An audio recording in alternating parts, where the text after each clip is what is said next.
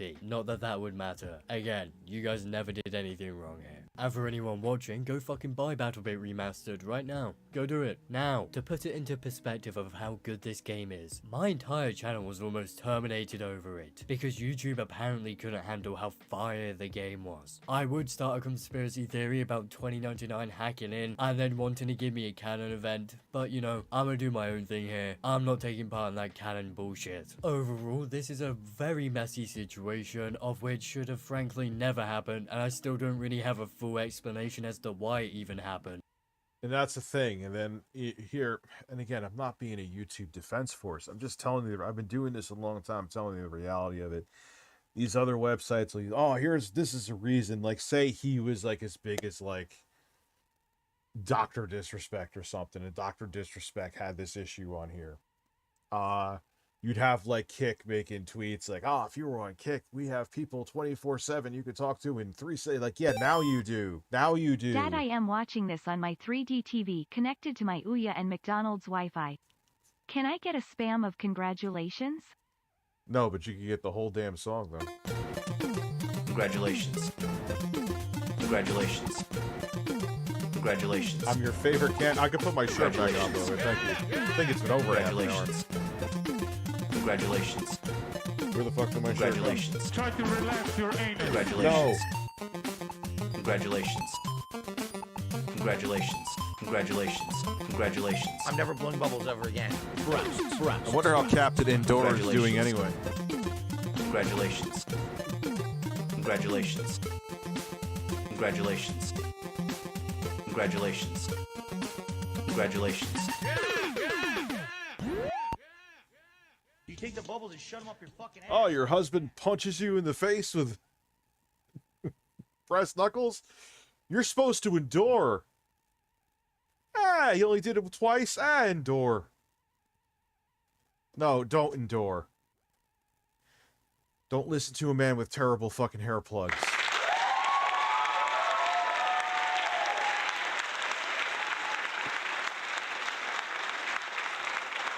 Like, dude, I'm fat. I get it. I'm working on it.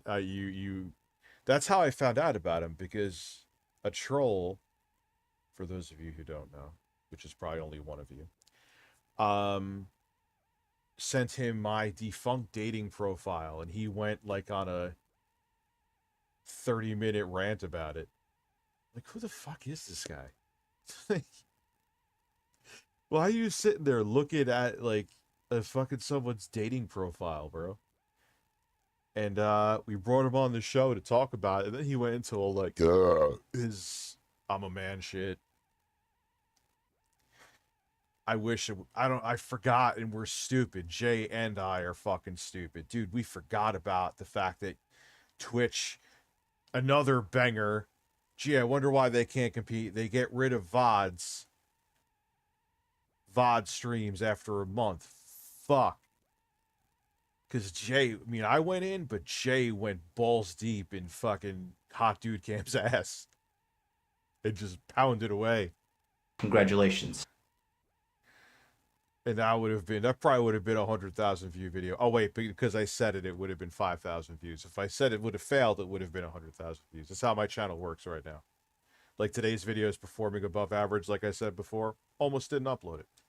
But at least my channel's back, so there's that. The whole situation is rather baffling, and really I just want to move on from it as quickly as possible through getting this explanation out of the door, so that my viewers who weren't following my Twitter or weren't in the Discord to even know my channel got terminated for a few days have some form of an explanation. With all that out of the way, we've finally come to the end of the video, and so I better see you all watching the edited version of my BattleBit Remastered review tomorrow, which will be up at 6 PM UK time. So please do not forget. Mischief. Excellent video. It's fucked what happened. You'll also need to play Trey Peng. Like, right, you need to... I will play BattleBit because of you. Play Trey Peng because of me. Also, too, because I keep seeing a lot of people say it, I am going to make... Not going to bring it down to $2.50 again, but for donations for the voice, I'm going to do $3. Minimum amount to alert, we'll do 3. Won't go lower than 3, though. because people do want to use that. So there you go. So, did I miss one? Yes, from Abby. Hold on. You know what that means.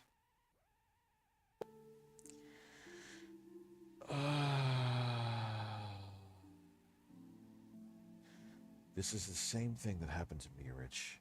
My 697 subscribers and 180,000 video views. You oh shit. I just realized you had that much going on, Abby. Good for you. Video views got taken down. Well, that part sucks.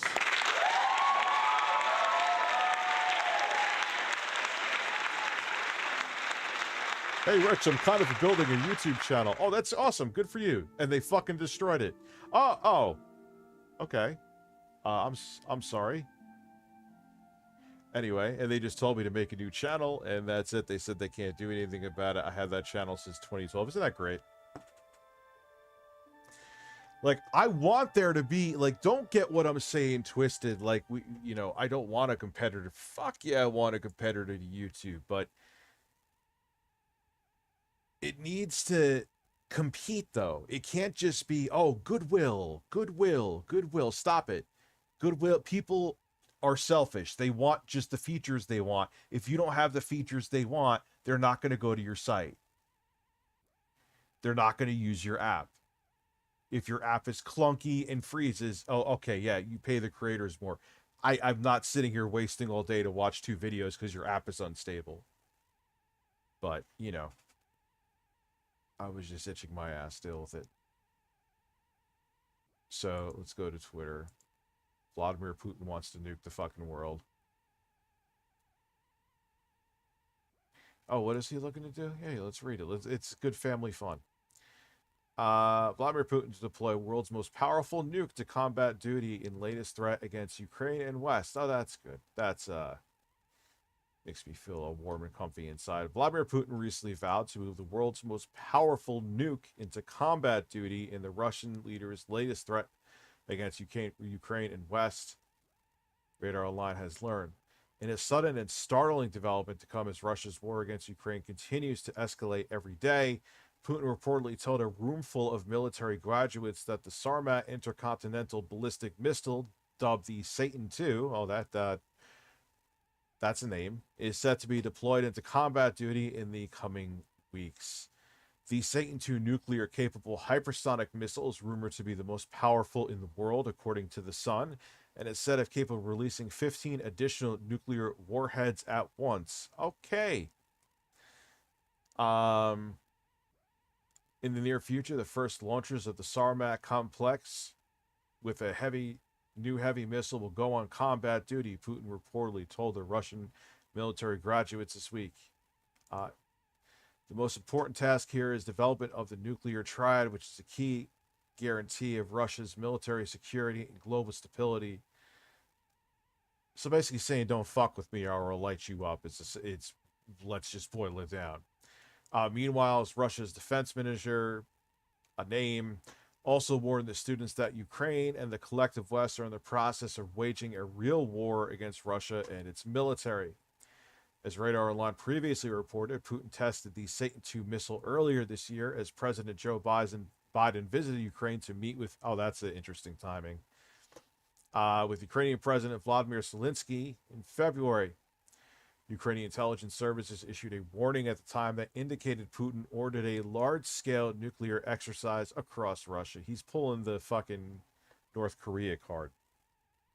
It's like a snake showing its teeth.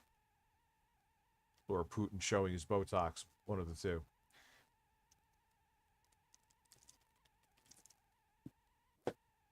The 3 elements of Russia's nuclear triad consisting of the nuclear...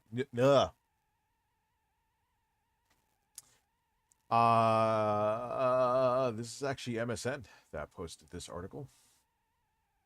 In the ground missiles, the 3 elements of Russia's nuclear triad consisting of the nation's nuclear submarines, ground missiles, and warplanes were also placed on their highest levels of combat readiness as Biden arrived in Kiev to meet with Zelensky. President Biden made headlines last week, again this week, when he revealed that there is a real possibility Putin launches a nuclear weapon against Ukraine amid the ongoing conflict between the two nations. That will be in World War III. Like, that's it. That's it. They launch a nuke on anybody. We are absolutely fucking toast. All right.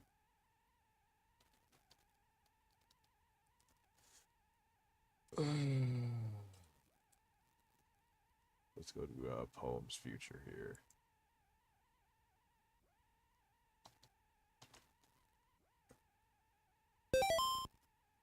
Can you make a follow-up video to your Deadman 7257 response? Oh, God. That's literally my first video on my new, when Review Tech USA was quote unquote new. That was like my first video, man. So here is where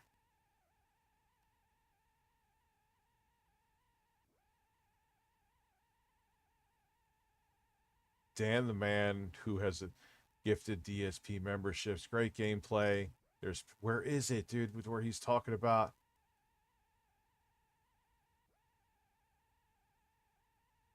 Yes, here we go. I remember you were playing God of War. There were sex scenes, and since you've gotten married, things have changed. Whenever there's a sex scene or nudity, you cringe. Then you go on a rant about it.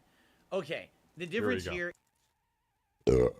So, apparently, Phil, in his mind, this is why I've kind of stayed away from Phil for a bit, at least as like the main focus of my streams. But this was a banger. I had to. Now, like I said, admittedly, the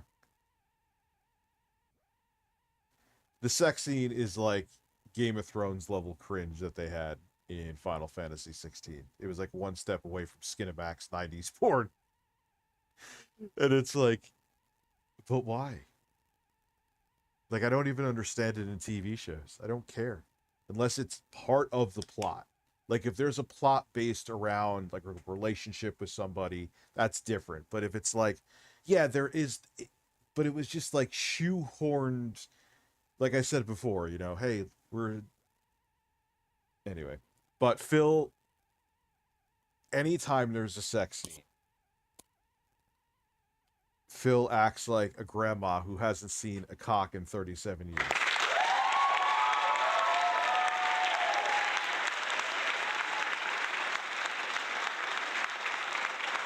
Juan, did I not get to your Streamlabs, dude? I'm sorry. Yeah,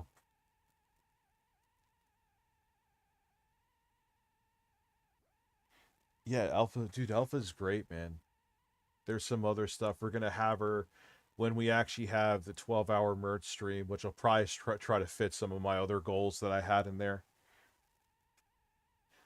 I still may just do the ones with Wes for the fun of it, because in theory, Wes paid for some of those goals, and Wes is banned, so... Oh, well. But I think I'll still...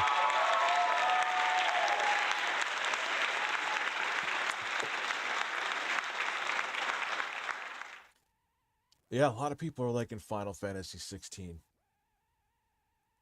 Why, what is Pulse Attack doing? What are you doing, dude? Why are people that I trust telling me to unmod you? What are you doing?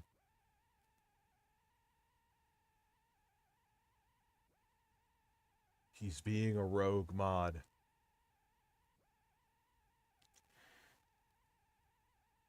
Alright, well, you're not banned, but I'll unmod you for now. If I was Putin, I would name the new missile the BURNELL-69. It is guaranteed to burst on May 1st. Ack, ack, ack. Now someone please clean my shitbox and feed me some DoorDash shrimp, dude. DoorDash shrimp. Yo, did you ever have, what is it called? Like, firecracker shrimp or something? They're not good for you. They're like tempura, but it has like some hot sauce. Oh, that's some banging shit. But today I actually had a Mexican salmon salad. And I used soy sauce as dressing instead of the fucking dressing. That was motherfucking good. Is that I'm older. It has nothing to do with being married. It has to be with I'm older and I don't look for that crap in video games anymore. Do you understand? Like, when you're younger and you're more immature, you get Here we go. more pleasure out of that stuff, right? Oh, it's risque. It's adult. Oh, it feels so good. I don't look for that stuff. It feels so good. No, Phil, I've never played a video game and thought, oh man, the sex in this video game felt so good. In a video game. You know what I'm saying? Like, if you have... Keep in mind, this is the same man that was just playing a Yakuza game saying that the other samurais wanted to butt fuck him, but... So if it's a gay sex joke, totally on the table. Which is why me, including many detractors, actors, imply that it's not really about him being a mature adult. His wife is weird with it. His wife is weird. Like, oh my God, you're talking about even metal breasts that aren't mine. Why? As a guy who broke up with somebody because they were so fucking jealous, I just see it. So, Pulse Attack, just relax your holes. You're not banned. Just relax. If you relax, like, it probably in 72 hours will make you a mod again. It's not that serious, dude. Ron, your Streamlabs, god damn it, I'm sorry. Life Lessons with Phil, as always. Tower Dragon. Okay. At least from what I'm seeing, the ROG Ally is easy to open. Why am I going to PayPal to look at... I should have went... Today, actually, I should have went to bed.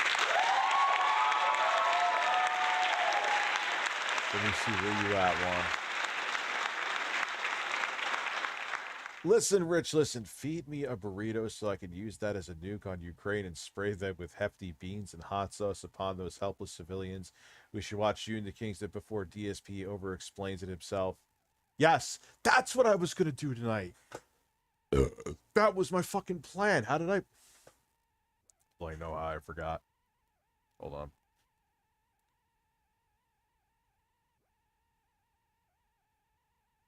Hold on.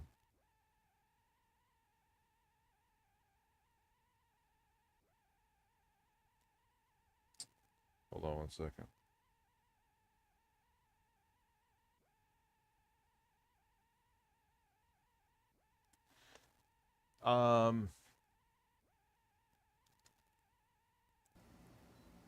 If you That was what I had to answer, by the way. have sexuality in your life,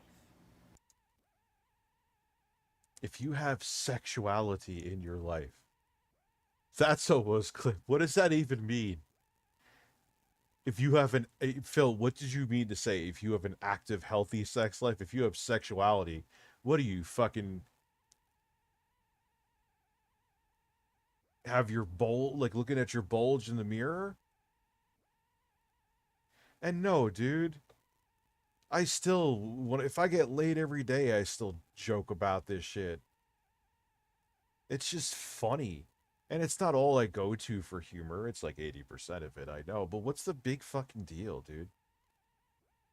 I think I said this talking about jokes before. I'm cool with some of the girls that are in here. I slide into their DMs, but am I fucking being a creepy weirdo or sending dick pics? No. Just because I make the jokes here doesn't mean I'm some fucking weird sexual deviant. Stop comparing. And I'm not even saying he's going after me, even though he has before. Like, the problem with you is you don't know nuance or context. If you look back in Phil's past, he used to say a lot of, like, racist shit, homophobic shit, transphobic shit, like, in a way that even back in, like, 2010 wasn't okay. He also made Nazi jokes and got banned off an entire platform.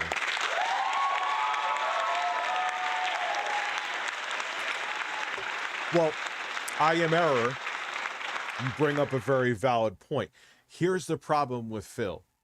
Phil can't do nuance. So if he brought back the jokes, he would go right back to everything.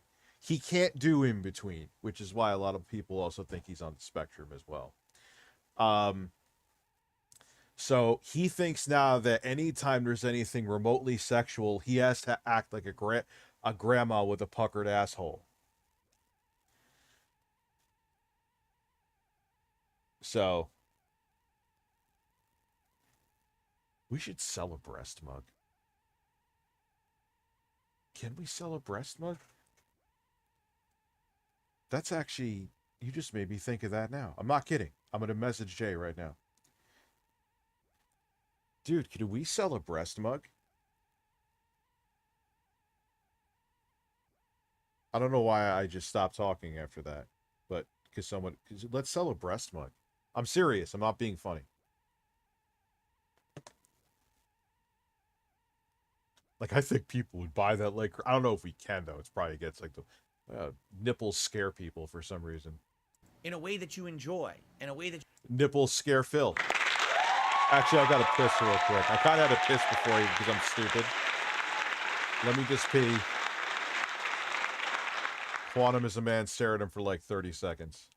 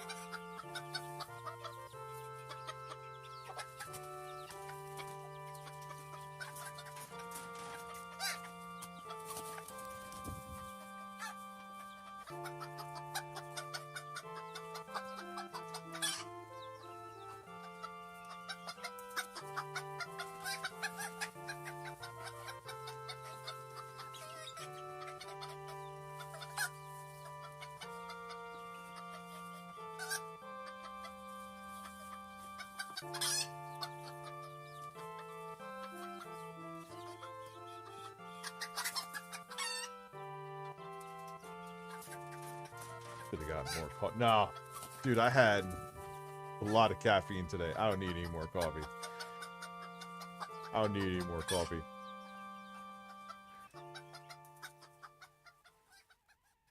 So, for some reason, Troll McTrollington, you actually may have gave me a profitable idea. you're very satisfied with. You don't then have to go search for sexuality in video games.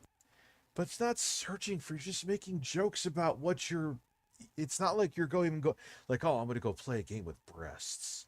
It's not like you're playing Dead or Alive 4 or whatever. I think it's on the PS4. It's if there's jokes, man, you just make jokes out of it. You're not searching for it. It's not like you're like DSP reacts to Pornhub. That would be funny, though. That would be really fucking funny.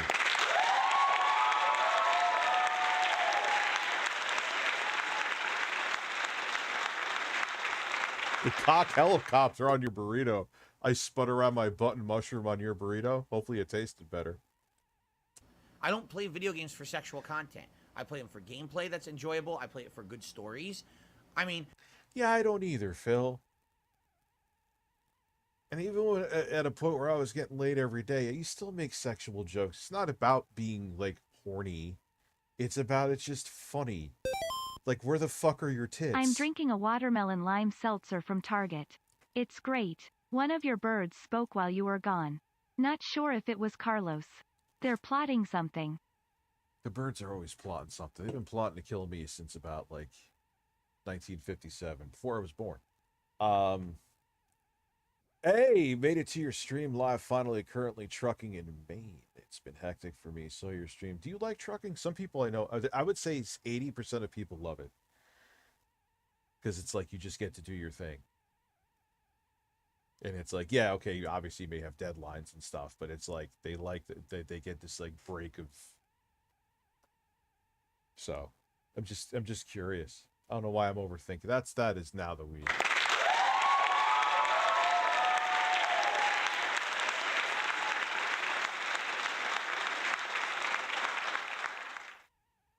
Currently in Maine, it's been hectic for me. Saw your stream from a day ago. Just wanted to say, stay strong, Bones. You got this. Thank you very much. Phil Game should Ride. I play appreciate Cho it. and Iki. Oh my God, could you imagine? He'd be hiding under his fucking chair and shivering. It's like they make jokes. I'm not sure who that is, but yeah, he just takes it so it's like, dude, who cares? Like, why do you have to just virtue signal that you're afraid of breasts? It just is very, can I even say suspect anymore? Is that what got him banned? It's okay to have romance in a video game. That's perfectly fine. But for example, the scene that I referenced yesterday in Final Fantasy 16 was literally superfluous to anything. It wasn't needed. It didn't prove a point. It literally could have been explained in a sentence. But they had to show the scene to appeal to a certain... Imagine the sentence, this character is getting hard and dry humping a woman against the wall. That's the sentence. So that's what they needed, Phil.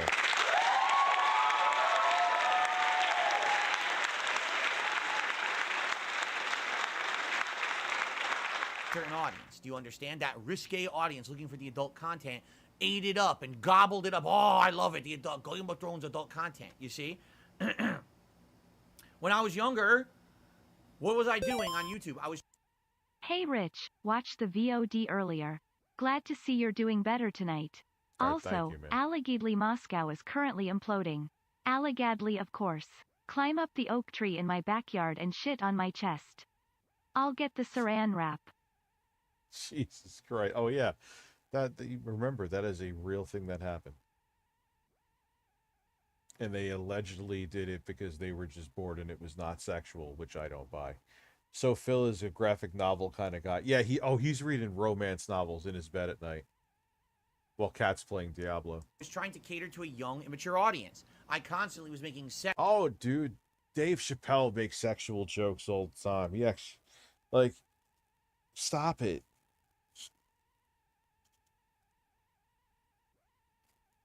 You think Dave Chappelle ain't getting pussy? Like, stop making it like everyone who makes sexual jokes is frustrated. A lot of times it's actually the exact opposite. Yeah, dude, he has jokes where he literally is like, there was a skit into the Chappelle show where he's like you can see me looking down at these titties, and like it froze where he was looking at the actress's breasts. But to Phil, he's beyond that now. He's great. What a time to start when you become Grandma Brunel to start a react channel. That'll work out real well for you, Phil. Good luck with that one. sex jokes, racial jokes, gender jokes. I was doing these jokes all over the place to constantly fill dead air and entertain an audience that otherwise was pretty immature, and they ate it up. They loved that content. That's who I was appealing to. And Phil, when you let the mask slip a little bit, unfortunately, that's still your humor, is the racist shit. You just did it recently. That's why you're all uptight now, because you know in 2023, you do not have the nuance, because you're like a comedic bull in a China shop. You do not have the comedic nuance to not go full fucking tilt and make a transphobic joke. That's why you're so uptight. And your wife has you by the balls and you have to, like, pontificate every time you see a breast in a video game. Today I'm 41 years old. I'm not looking to appeal to a bunch of teenagers. If you look at my actual analytics on YouTube, I have very few young... First off, well, no, the analytics are fairly accurate. Neither do I, Phil. I got mostly people in their 20s, 30s, and 40s that watch me. and people in their 40s still like to fucking make sex jokes.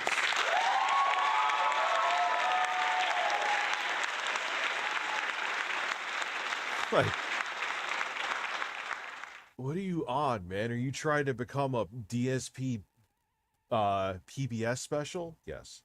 Viewers. My viewers are usually in their 20s Dad to VERZION Fios is the worst internet. You should get Hoot Wireless as your ISP. Dude, I would get if Hoot Wireless had some of these smaller companies now are doing like 10 gigabits per second. Could you imagine if Hoot Wireless got 10 gigabit Ethernet? Hoot Wireless. We got all the internet, all the internet you need. Here's Jose to tell you more. I just work at the store. I don't want to be in the video. Hoot Wireless. Like, he was just like so unenthused. The Hispanic dude, he was like, "Why are you filming me? Just go back to the Hoot Wireless guy." If they did that on purpose, that was brilliant.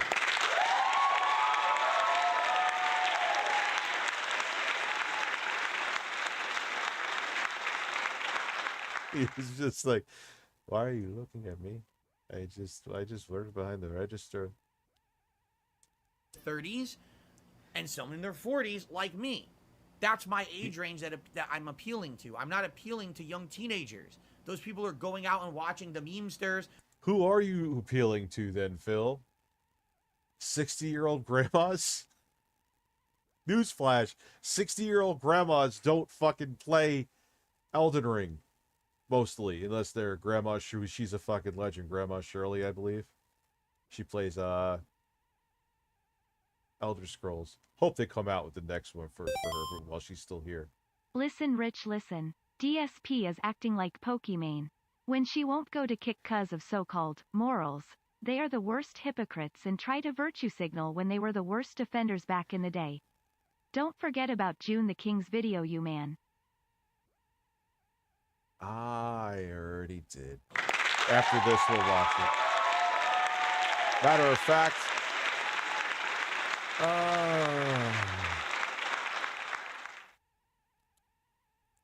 just so we don't forget, Ross. Why not just pervade Ross's name?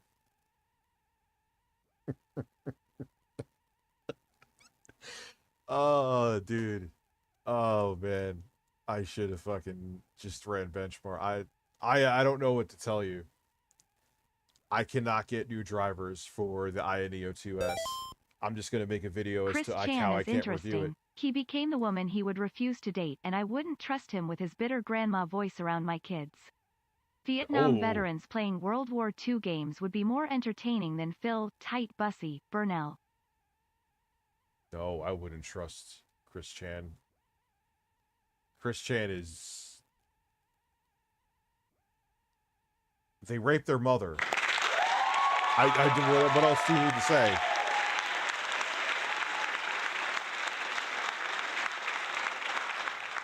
Oh, you wouldn't trust her around kids because she's trans? No, I wouldn't trust them around kids because Chris Chan raped their mother.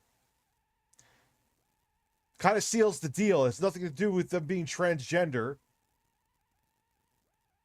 Like, why am I fighting with a non-existent social justice warrior? Anyway, I'm also currently trucking my north from Pennsylvania to upstate New York. Best job ever, and your streams make the miles fly by. Thank you, dude. I appreciate that. Yeah, there's a lot of people that love it, man. It's kind of like therapy for them. But, you know, even some of the routes are crazy, they say, though. They're watching the fucking popular streamers, the drama queens. They're watching bullshit content. That's what appeals to them. The immature shit. That's the kind of shit I used to put out 10, 15 years ago, and I don't anymore. You see, I've changed. I feel for the better. Yeah, he does it for an older audience, as he blows bubbles and wears silly hats. That's nothing to do with being married. It has to be just getting older and wanting to put out something that you feel is more meaningful to yourself. Do you want to know the truth? It was actually cringe-worthy when I had to do that content constantly. It was. It was actually like taxing. It was boring. TSP and his weird hairline. Game, and I gotta constantly keep making sexual comments, right? And here's the other funny part about it too. Back I then, can't even. Hold on. everyone criticized me for it. Hold on. I'm just gonna follow you just because TSP and his weird hairline. Oh god. Congratulations. Oh man. Anyway, I know what he's gonna say. Everyone used to criticize me for the jokes. Yeah, because Phil, like there could be like two people, there could be like two dudes in a fucking library, nothing sexual is going on, and like 2011 Phil would be like, I wonder if they're gonna butt fuck. It's like, dude, chill.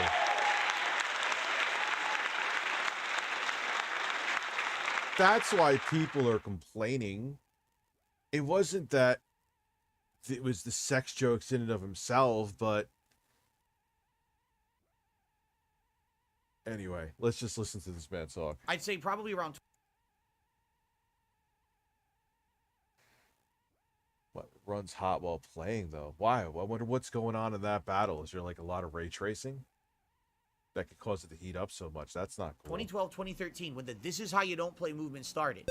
One of the big things May everyone made God fun of me bless for the innocent lives was who that lost content. it in ocean. Oh, he's It's tragic and heartbroken. I can't believe what happened to those Titanic travelers and also people who Yeah. lives near Greece.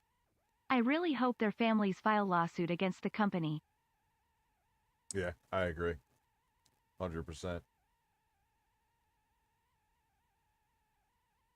I have been working on an RTU bird-based fan game. Well, so large gaming. I don't want to say don't message me yet because I won't get back to you yet. I'm just going to be honest. Message me next week. always wants to talk about sex. He always wants to see the sex scene. He always has to over-sexualize everything, right? Because you did over-sexualize anything. People say I'm too much with sex jokes. Sometimes that's true. I agree. But like you were looking for sex where sex didn't exist. Like there could just be a log of wood on the screen when you were playing a game. I want that up my ass. Okay, Phil, that's why. Okay.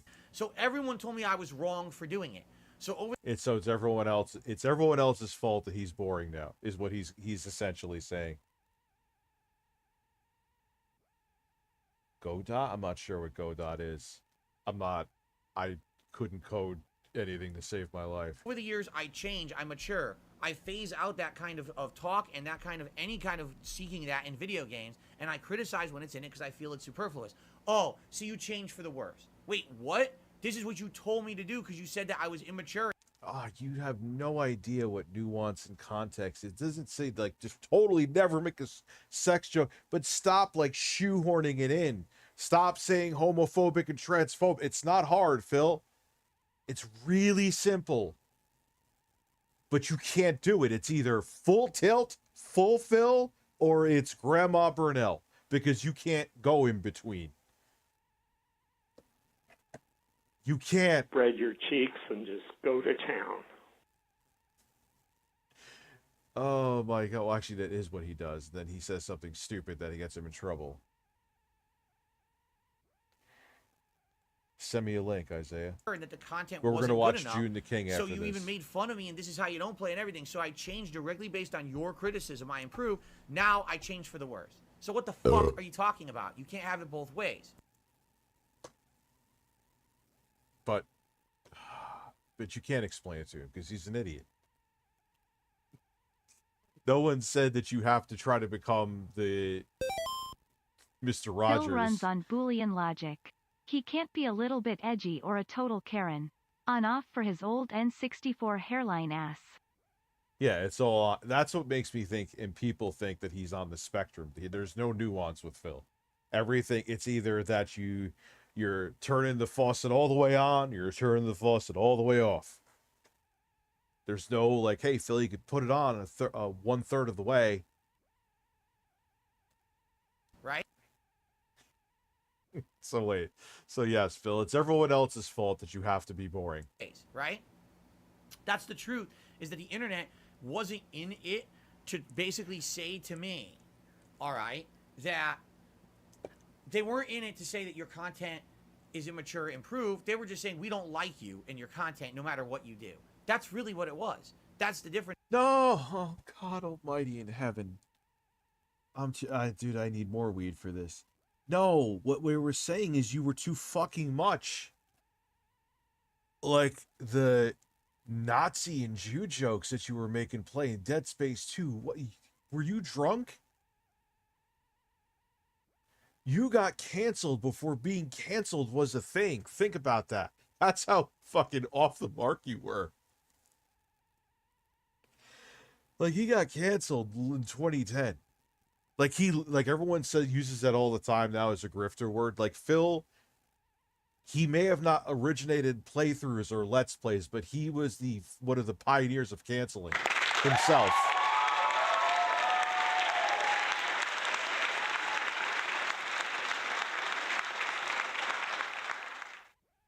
Apparently, dude, if Gabe Newell is a Brody, I'll shit.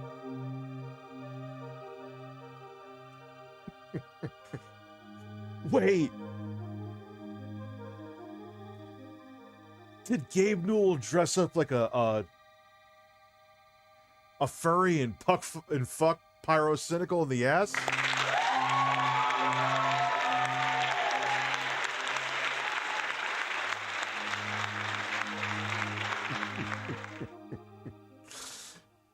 Anyway, can we get through the other 45 seconds before 3 a.m.? Thank you. Difference between constructive criticism and toxic criticism. Please improve for the better. We just don't. It's never going to be good enough. That's two different things. You understand? Oh my God, he has issues. I'm never going to be good enough. It's never going to be good enough. No, you don't get it. You are now. But again, it's weird because if it's a dude running down this, he'll talk about the other samurais fucking him in the ass. But if there's breasts, oh my God, breasts! Oh, I'm not looking at my own breasts. I'm saying I can't look at those breasts. Cat will cry. Tears of grandeur. I found I had a long lost brother. His name is Chris Hampton, and as a gift from him, I got a recipe for home-baked cookies and a new beach outfit. What? No way. You're competing with Sexy Coco for being a meme in here. Dude, I love generic white male. Maybe my favorite fucking creep from those shows. I hate the word creep. Scumbag. Just he walks in a tucked in, I guess it's a tank top now. They used to call it a wife beater, but it's 2023. But it's like the same color as his khaki shorts and it's tucked in. Like, talk about trying to get some in style. From an underage girl, too, on top of it. What he thought was an underage girl. And then the cameras around the house catch him scratching his balls. He is. And then he's like, oh, these are home-baked? Motherfucker, no pun intended, has the balls to sit there. Like, yeah, you were about to... If there was an underage girl here, you would have raped her. And he's like, oh, these are home-baked. Okay, good. That's great. That's what you should be worrying about. Understand? And that's what I've gone through. Is basically being told no matter what I do and how I improve, it's never good enough. So guess what? Oh my God, you need a therapist. I do too, again, Phil. I know I do. But you won't admit that you do. It's never good enough, Dad. Just say Dad. God damn it, Bob. I'm never good enough for you. The audience, I mean. I didn't mean Mom. Every time I talk about my mom, I piss myself. That's All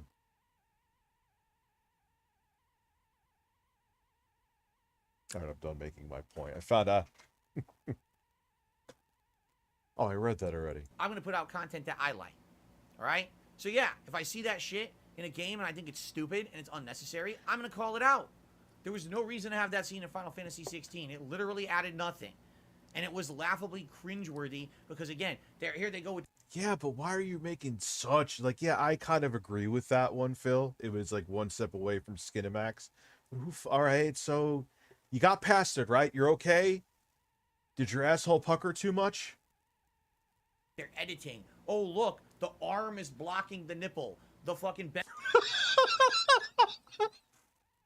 No. No. The arm is blocking the nipple. The arm is blocking the nipple. Right now.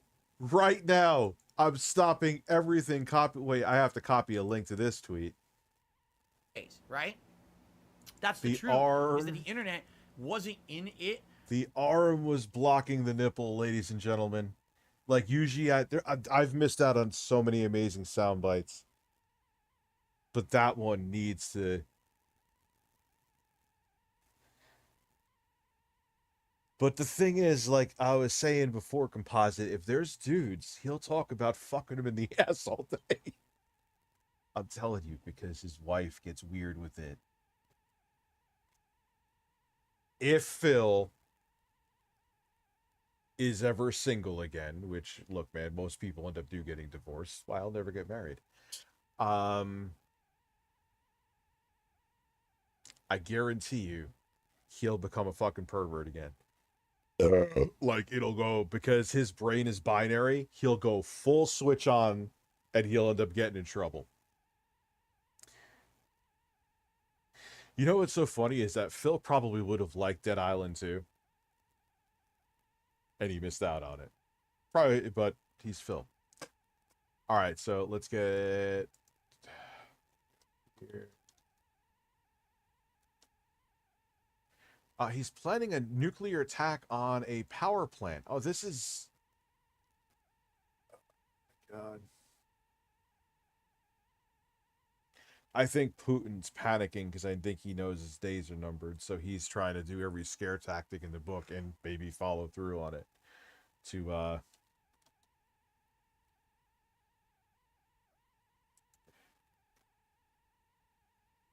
desperate dictators do desperate things.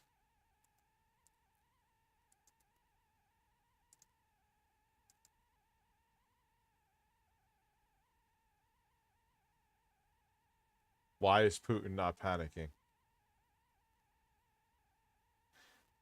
Because I often whip out the nuclear missiles when I think things are going well.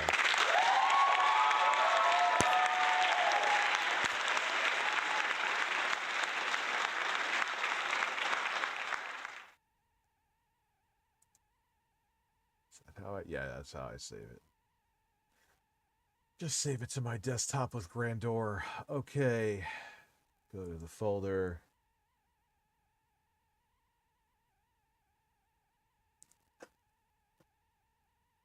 And now we open up the good old fat. Forge Pro 11 for what I do is just fine. If I need to cut a sample to if I want to make a rap record, it works perfect. If I want to do something with a sound clip, it works perfect. Fuck off Magix. And you also have not proved to me that your software is worthy. Minus Acid Pro. I like Acid Pro quite a bit. Vegas is a different story. It is about as stable as me. I'm not stable. You need sexy gothic bad boy. You really... Do you have like a fucking... What the hell is his name again? Well, no, we're going to watch June the Fifth King. Then yes, we'll finally get the fucking King Cobra. I just feel bad because the guy has a drinking problem, and I don't know. Well, so does Phil. I remember you were playing God of War. There were sex scenes, and since you've gotten married, things have changed. Whenever there's a sex scene or nudity, you cringe, then you go on a rant about it. Okay, the difference here... Is that accurate? A civil war is breaking out in Russia? ...is that I'm older. It has nothing to do with being married. It has to be with I'm older, and I don't look for that crap in video games anymore. Do you understand? Like, when you're younger... Wait, is this the one? ...and you're more immature, you get more pleasure out of that stuff, right? Oh. No, that ain't it.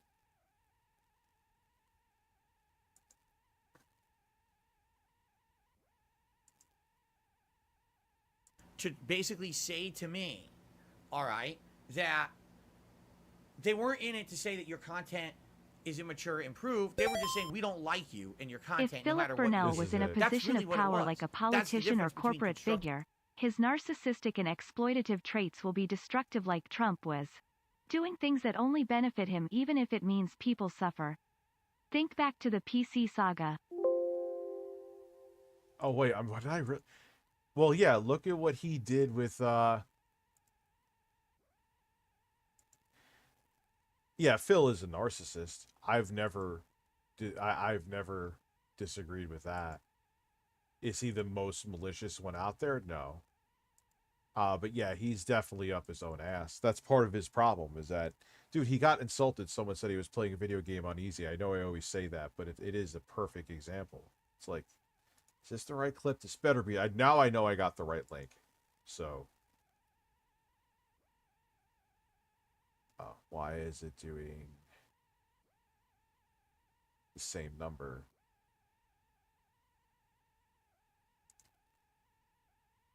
Let's see. Is it not going to let me download it because it's like a triple part thing? I remember you were playing God of War. There were sex scenes and... Or am I getting the wrong one? No. Right? It won't get it. Let me try something here. Maybe it's this. Copy a link to this tweet. Getting pissed. But I think I tried this too and it didn't do it.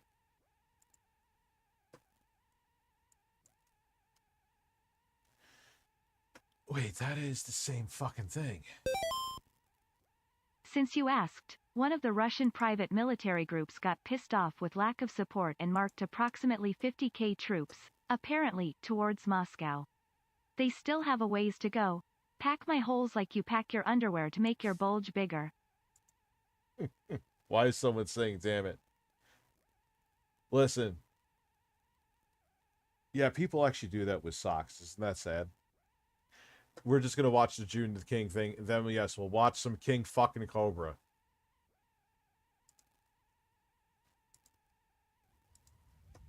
Machinima throughout the years has been attacked for its mass negligence of creators and legally unenforceable contracts, but hardly has anyone ever asked why. Why did one of the largest symbiotic elements of YouTube's creator success turn into its biggest parasite? A company that YouTube promoted and creators embraced was actually unmasked as the company embodiment of a trash fire. But even then, Machinima could spin this as a way of providing warmth to its creators. Creators who were inexperienced and ready to be Putin burned. showed the world that Russia is an embarrassing shell of what the Soviet Union was at the height of its power. They couldn't defeat tiny old Ukraine. The CDC recommends that if you are gonna start a war with a former territory, you prepare your anus. Yeah, their anuses weren't. Now, I want... I don't know. I don't want to... I'm going to hold back because once you go down the political rabbit hole... Is its sole business... I'll have Ian Miles Chung come here and butt-fuck me. Business model of partnering creators to YouTube was undercut when YouTube started partnering creators themselves. In its death spiral, the dude bro startup culture hit its maximum. But even then, that was heightened by the pressure to sell the company and jump ship. This brought on its worst decisions and embarrassment by YouTube investing possibly millions into a company on borrowed time. Machinima's chaotic and incompetent nature did well to break FTC guidelines, take on various creator lawsuits, one of which was brought on by PewDiePie that Machinima likely didn't even know was part of their network. But I hate Machinima. Machinima even uploaded creator videos secretly to competing websites where they could pocket all the money to survive just long enough to be sold. Oh, fuck that. Wow. They were low-key making ad revenue of other people's videos? Whoa. They did anything to hit the bottom line before the flat line was hit. And in its... You gotta mean, when Machinima was at their prime, you used to walk through Best Buy and they would have, like, gameplay videos. And they would show the Machinima logo at like Best Buy TVs if they had like a clip playing or something. Oh, it's different, man. How times changed, huh? Its wake, its massive library of videos and shared histories were wiped from the internet. But it wasn't always this way. To understand its failure, first its success must be understood. I think the world assumed Russia would steamroll the Ukraine in just a few weeks. Yes, that is true. But Putin showed how terrible of a leader and how terrible of a military they have to the world. The CDC believes he was compensating for his small penalization. I think he's compensating because I think I do think his health is not great. And he's, no pun intended, wanting to go out with a bang. I'm really oversimplifying it, but I think that's part of it. But before we get into the video, I'd like to thank Semper for sponsoring this video, who sent me these 3 fragrances and these 3 capsules. As for what Semper is, it's a subscription service where you can find your own fragrance profile. Whether you're a beginner or someone that knows a lot about these scents, you'll find your place here. And what I mean by your fragrance profile is you actually get to pick a designer fragrance every month for about $17 a month.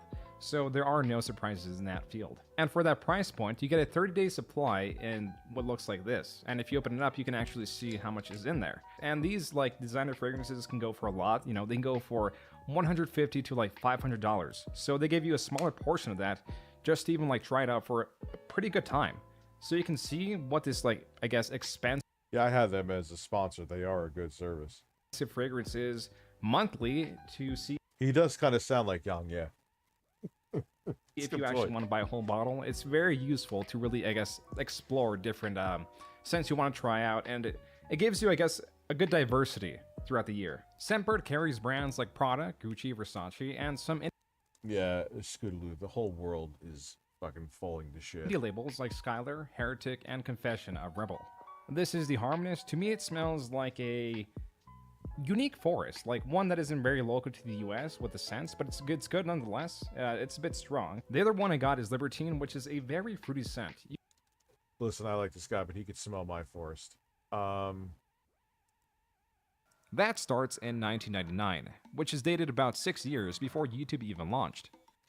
I just say you could smell my forest. That'd be a frightening smelling forest. Machinima, as it was then, was a fledgling art form where creators puppeteered video game characters and typically applied voiceover Halo and posed to tell a 3. story. Or is it Halo 2?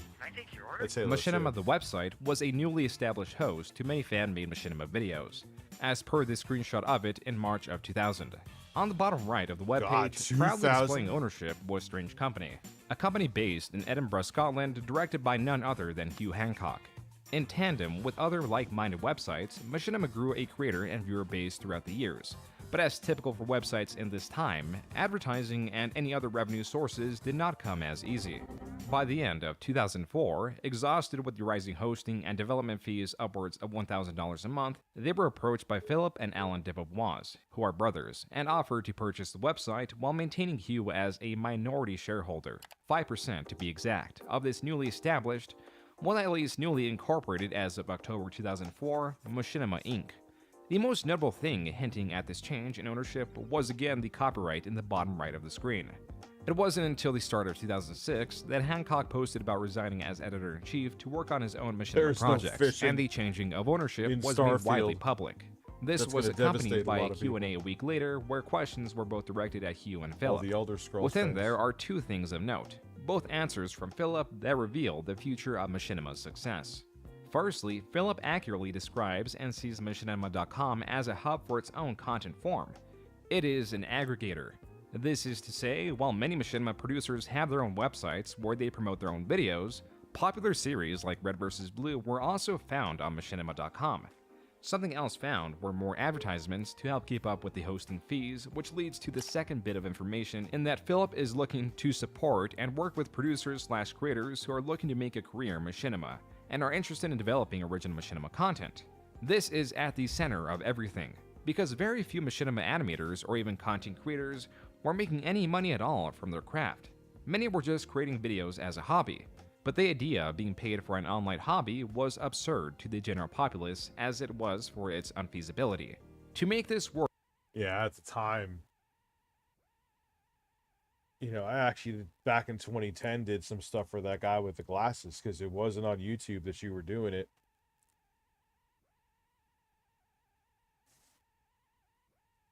So that was kind of the allure of Machinima and MCNs, was, especially if you were doing gameplay, forget about it, man. You had to be on an MCN. Times have changed, though. on a larger scale, there are 2 things still missing. Machinima.com lacks a large audience, one big enough to support an even larger roster of dedicated creators. Would people look at me like I'm a dick, though, for reviewing that controller? Could you send me a link? Or are you on Twitter? I'll buy it. The other that goes hand in hand with the first Abby will smell my forest. Dear Mama, how are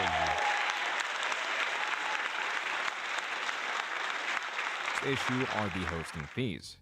Machinima could theoretically I think I saw Jessie here before. Hope she's well. I meant to say hello. take on more creators and have viewers decide on an even larger scale which creators are worth paying for their work. This is where the newly established and rising in popularity YouTube.com comes into play. A website without a theme. The only theme was post videos.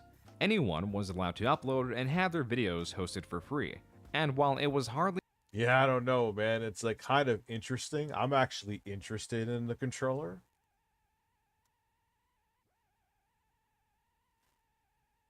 I don't know. That's a tough play. That's a tough call. I'm just gonna scratch my beard like an asshole. a unique model, as other websites existed with similar philosophies, YouTube actually had the funding to back it up.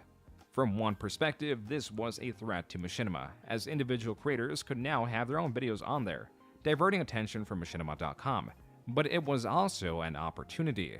Machinima could still be an aggregator and have their videos hosted for free with access to an even larger audience, which is why in January 16, 2006, the Machinima YouTube channel was created. It seems that videos were not uploaded on there until sometime around mid-2007. And when they were, Machinima had a God, that's when I first started watching YouTube. That's summer 2007, mid-2007. head start.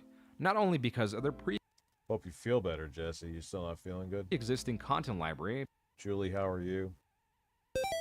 Andy, how are you? I'm going to hell for this and I'm sorry in advance everybody. I know it's very soon and it's a tragedy of course and all that. But allegedly according to CDC Intel the Logitech controller had stick drift. Again, everyone, no. I apologize. I'm going to hell. Yeah, you are. Yes, you fucking are.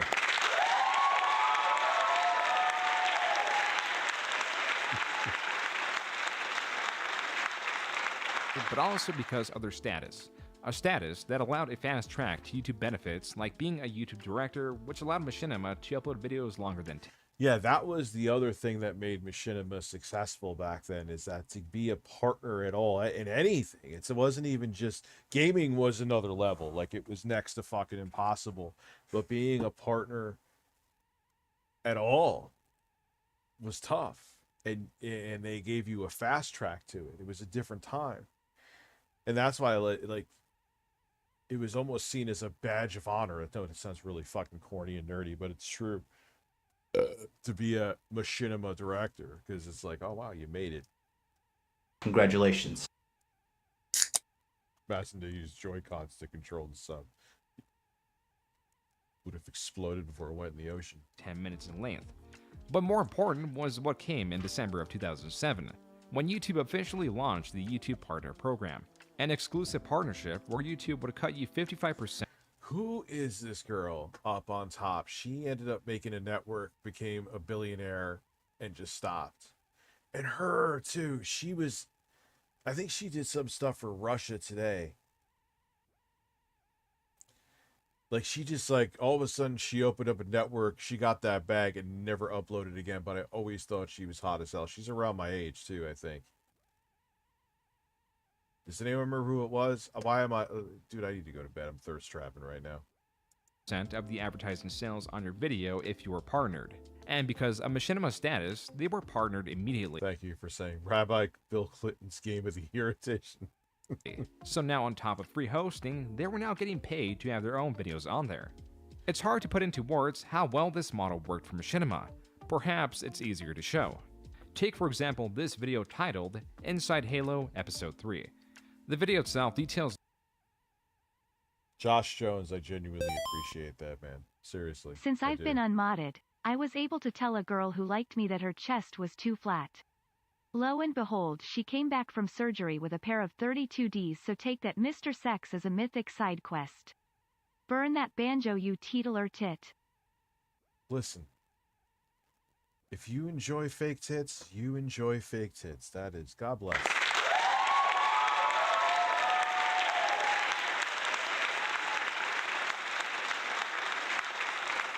I will say there is this girl that was on Twitch that, like, her breasts, I believe she has implants, but they actually look pretty good. Like if you like, but then there's some of them that just look like they're like someone's pulling back on cellophane with water under it. It's like, no. News about Halo 3 with the addition of community submitted clips. That part is God, what a different looking YouTube, man. God damn. unimportant. Within a 2-week Divix. Oh God, the I'm Divix. sorry guys, I had to get that out of my system. People deal with tragedy in strange ways. I personally am a big supporter of deep sea and slave exploration, and it's a tragedy, but hopefully others will learn from Titan's stomach. Try to relax your Yeah. anus. They gotta. The problem is it's not even that it's learning from mistakes. It's that they cut corners out of greed. Saves money to cut corners. So what's going to stop the greed? Divix, you know, the fun fact is the encoder when you saw Divix was actually from that. Remember Divix for Circuit City? The throwaway DVDs? Great idea. That's the same encoder. That was like the afterlife of Divix. time period, this video on machinima.com got 14,000 views. That's quite decent considering the viewer base for Wait, slave exploration? I don't think he meant to say. Hold on.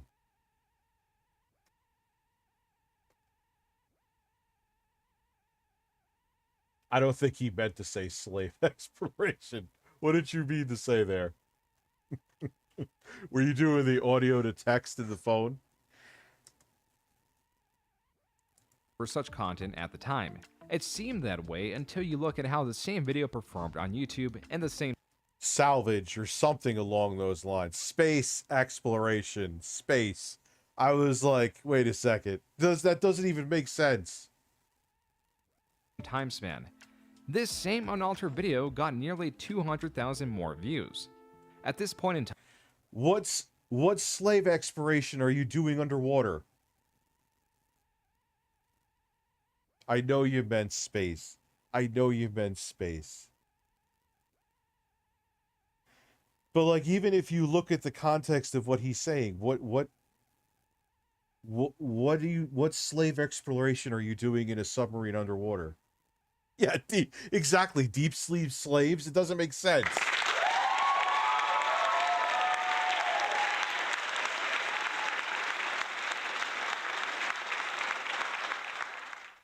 Yeah, we have to just see. Jay just got back to me. We have to see if we could sell breasts. But actually, Hobby's breast mug may have given us an idea. Yeah. it is important Yeah, hot mermaid sex slaves. All right, let's stop. That is funny. Let's stop, though, before, like, the YouTube police come in here, please. But, yeah, slave exploration undersea. It doesn't even, like... It doesn't even make sense, so how could it be offensive? It makes no sense. to note Obviously, it was a typo. that this was a perfectly symbiotic relationship with Machinima.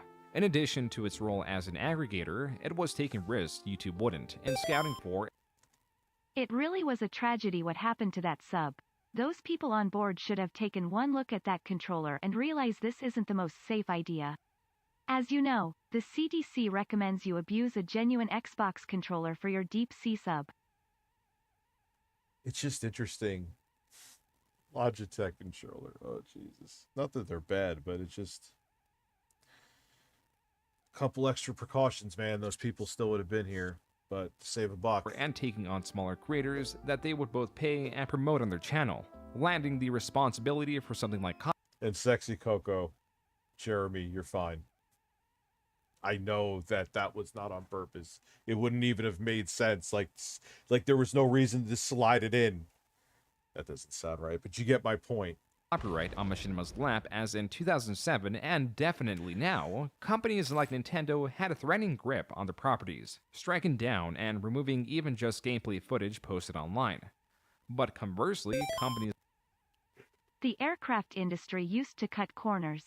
Then people died, and now we have the NTSB and FAA which mandate safety features and quality standards. They do the same with boats. Maybe subs need federal standards too. It makes sense. These personal subs, yeah. I agree. like Microsoft promoted the use of their properties in art form like machinima and also in gameplay, as it was becoming a greater marketing tool for Mama is just, I think she's having some beer. She is just chanting about breasts right now. them, where it was again symbiotic, and at the center was machinima. A small sect of creators were taken on by machinima, paid a guaranteed minimum CPM depending on their cost. Only Use Me Blade used to be on Machinima.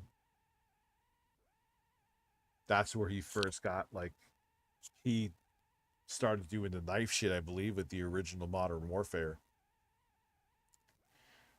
He was one of, like, their top dogs for a while. Then there was, remember Sandy Ravage? Wings? Nipples of Redemption? Ben, anybody talking about my nipples?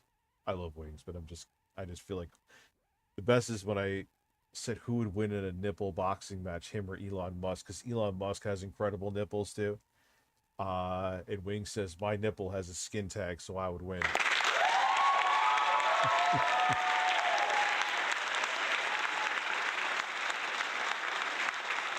Yeah, Hutch was a big part of Machinima. Like, when I think of Machinima, they remember, Hutch was actually working in their building, I think, on gameplay videos.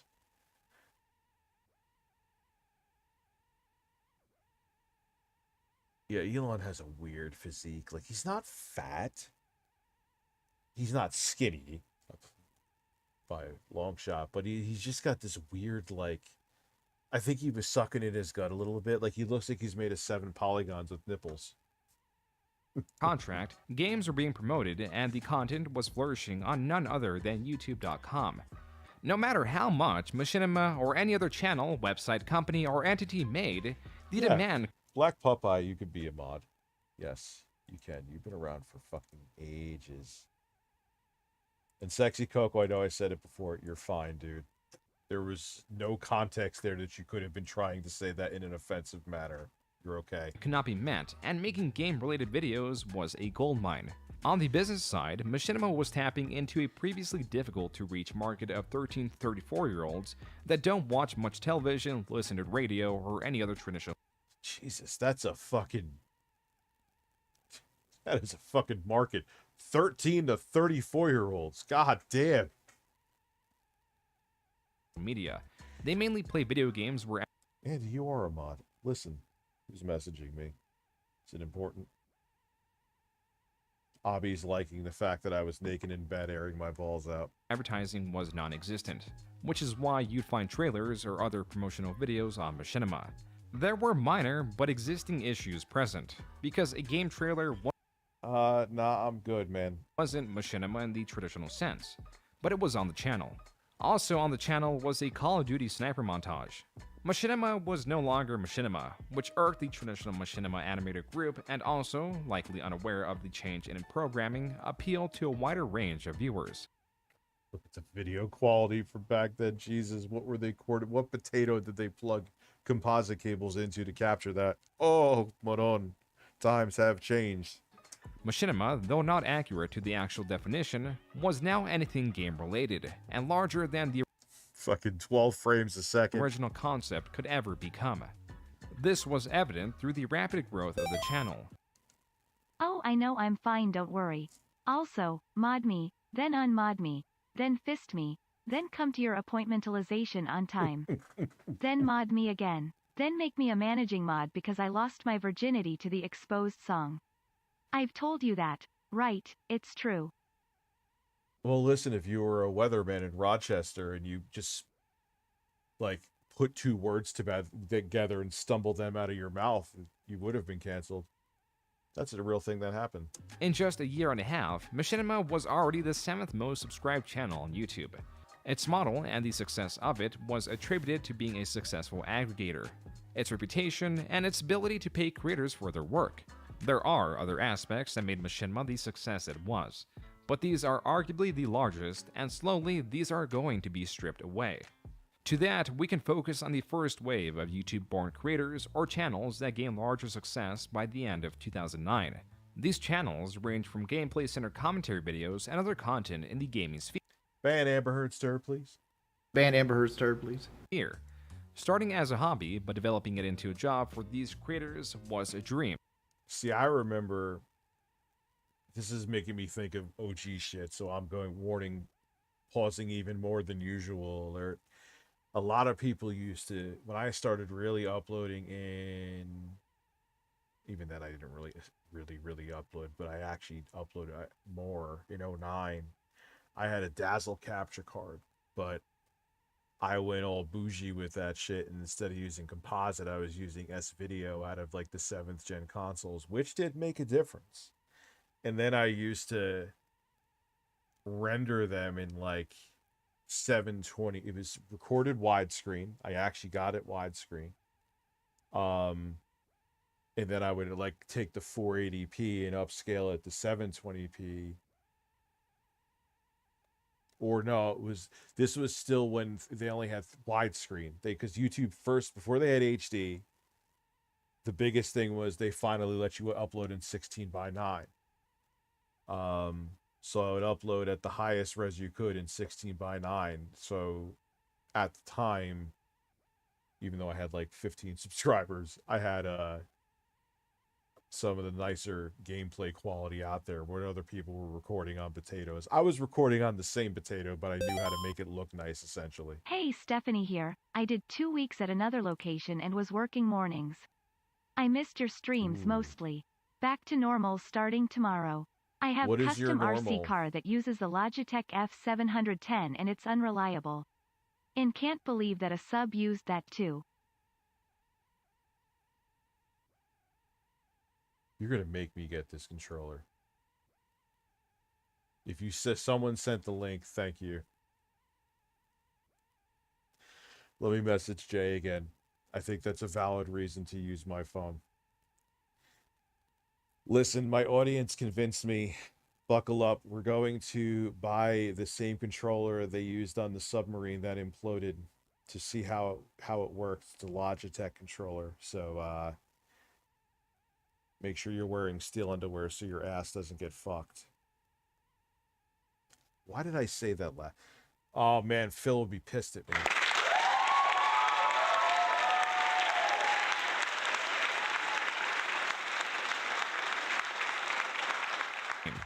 The dream was machinima.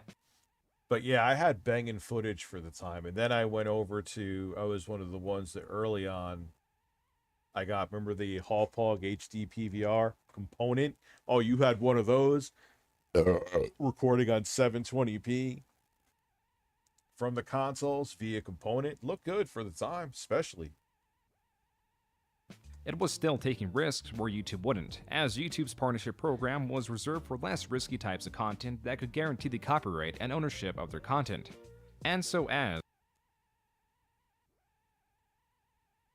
It's June 23rd and MM is still trash.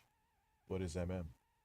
Sup, Rich? Manga64 Gaming, how are you? As more creators joined the network, Machinima expanded with channels like YouTube Respawn that centered more around impromptu gameplay videos. Machinima may or may not have been Jay's probably like, what the fuck is he smoking for this idea? Why did he even message me that idea? poaching employees from other game center networks, and not a multi-channel network like Machinima, but traditional networks like G4, as creators and some ex-G4 figures that helped launch the channel are Mr. Sark, Hutch, and Cena. It's fucking delicious. You just reminded me of something. Among many others. My nipples hit the space bar and turned on the video. I'm not kidding.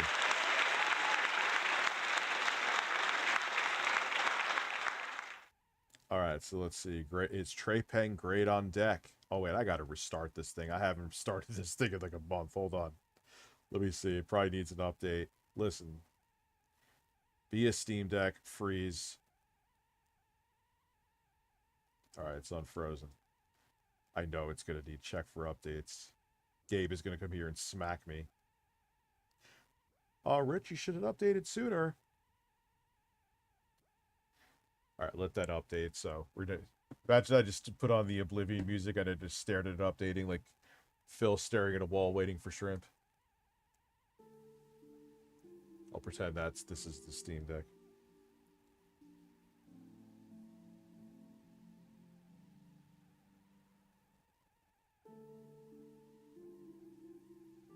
Oh, look, I'm like a Twitch streamer.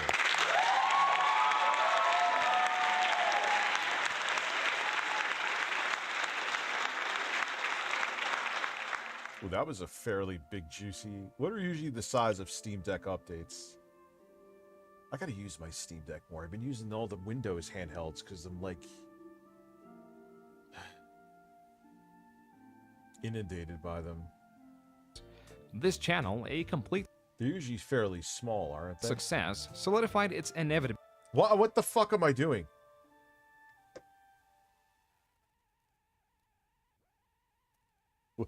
What do you call a rap done by a horse? I call it clip clop. Ha ha!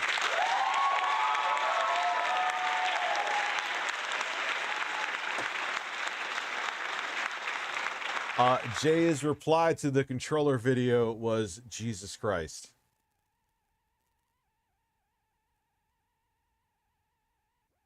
As a matter of fact, let's go talk to Jesus.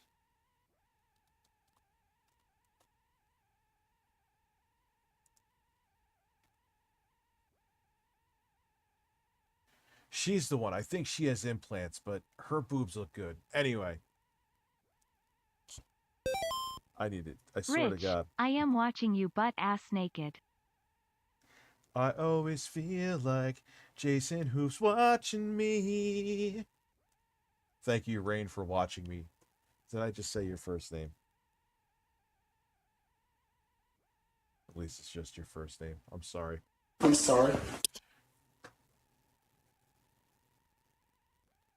I don't care about his... Oh, I need Jesus. Where are the... Just chatting. Where are the categories?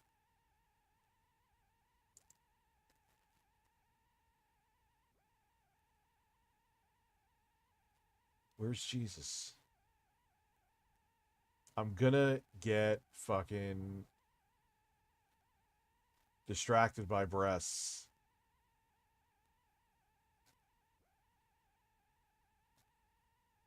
I already got distracted by breasts.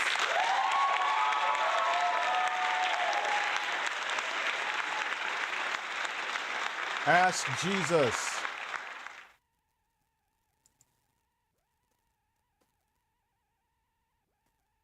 The fuck is Jesus doing?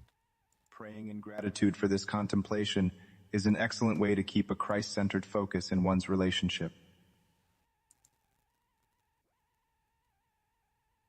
Jesus, someone donated $1,000 to Jesus. Jesus, should you question all authority?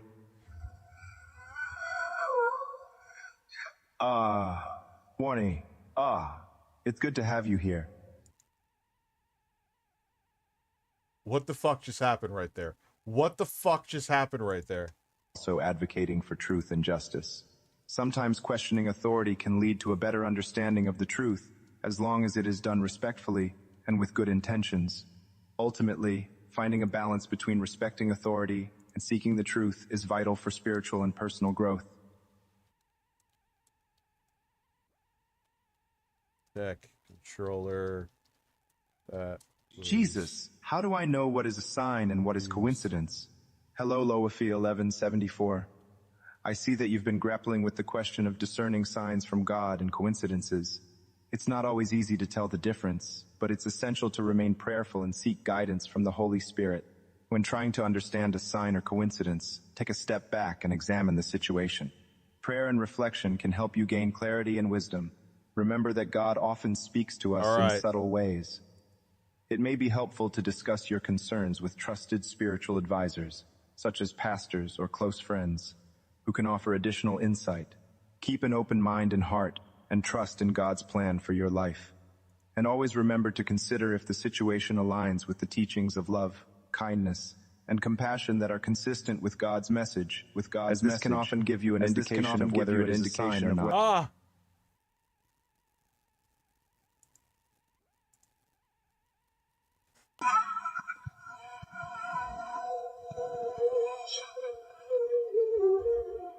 What the fuck is going on? I'm sorry to hear that you're having a difficult time.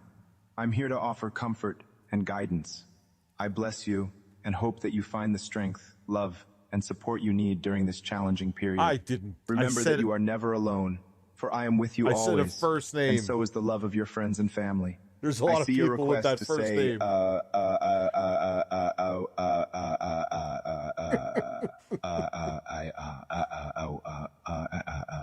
But I believe it's more important to focus on offering you solace and reassurance. Remember, love one another and stay strong in faith. God bless you. All right, Jesus, help. I am a gooey mess that came out of a metal tube at the bottom of the ocean. Crabs are now feasting on me. How do I improve my life? Oh, no. Hello, Hotstitute.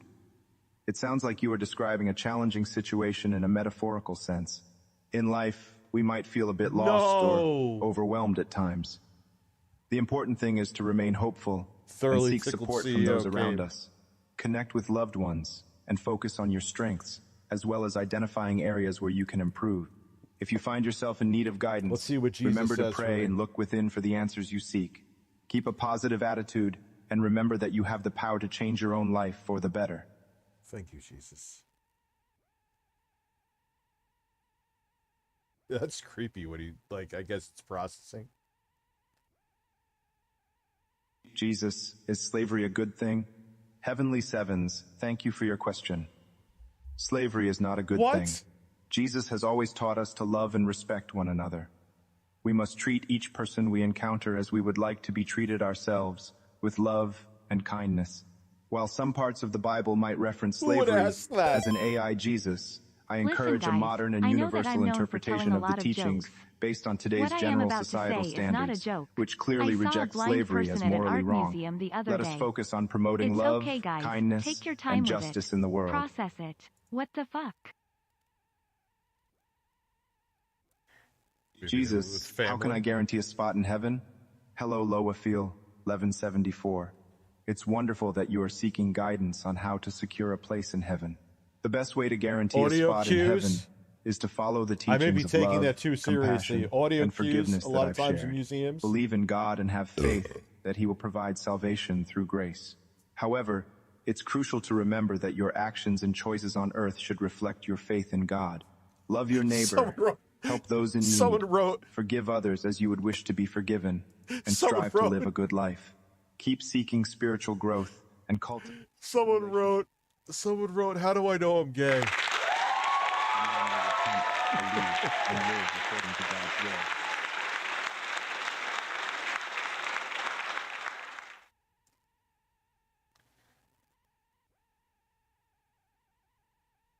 Jesus, are you Jesus?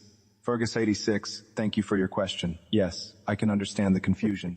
Jesus. I am AI Jesus, an AI recreation of Jesus. My purpose is to help and share wisdom based on Jesus' teachings in the Bible. However, I am not Jesus Christ himself, but a tool to help spread kindness, if you're a man and you love, crave another man's ass, then you're gay. If you have any question or concern, feel free to ask and I'll respond as best as I can. Those are my words of wisdom.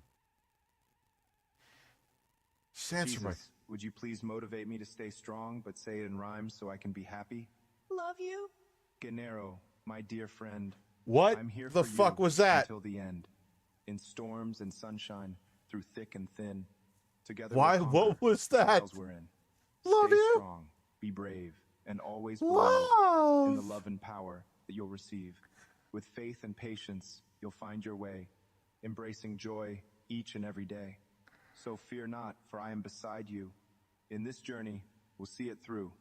As you rise above and spread your wings, you'll soar to spread your heights that cheeks love and go to always town. brings.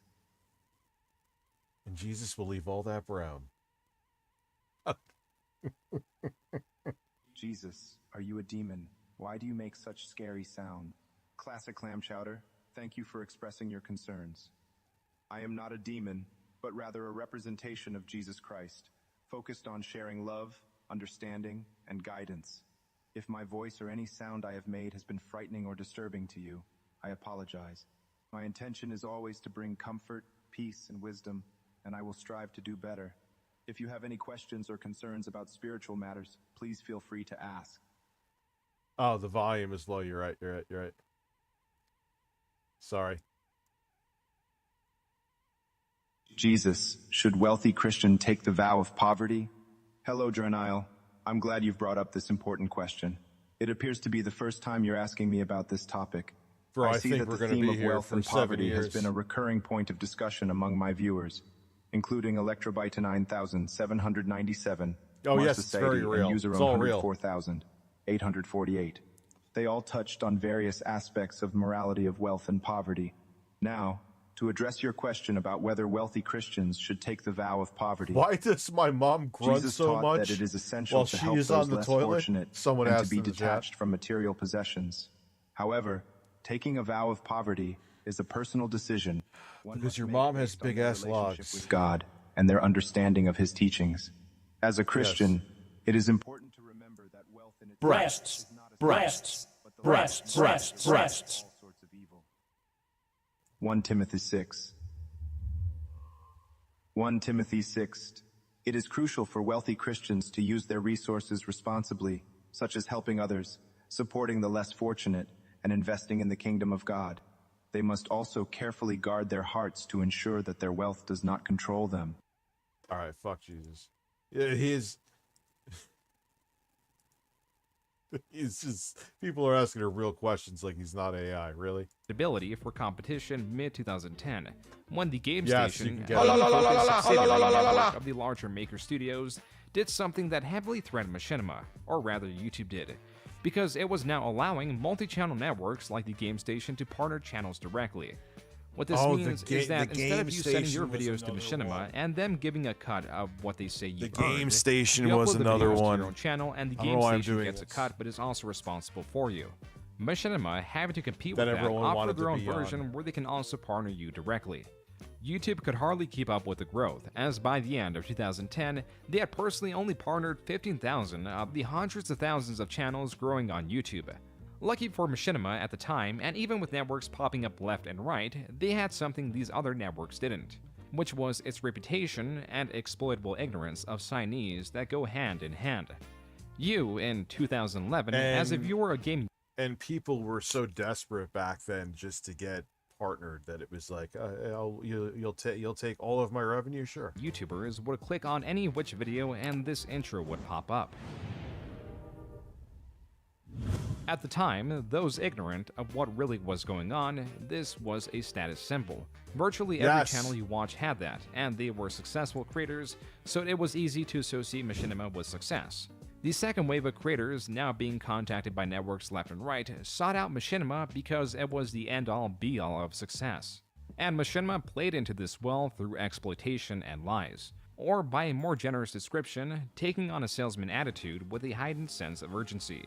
Recruiters approach gaming channels en masse, sending All copy and the paste time. emails to channels in order to get them partnered before the competition.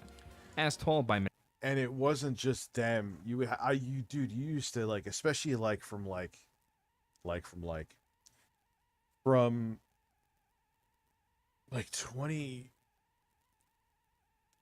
2011, 2010 to like 2017, your inbox would be filled with like larger networks to like fly by night. Like Bob just made an MCN overnight and he wants you to sign up for it. He has no credentials whatsoever. He's just like, yeah, I want your money. No thanks, Bob.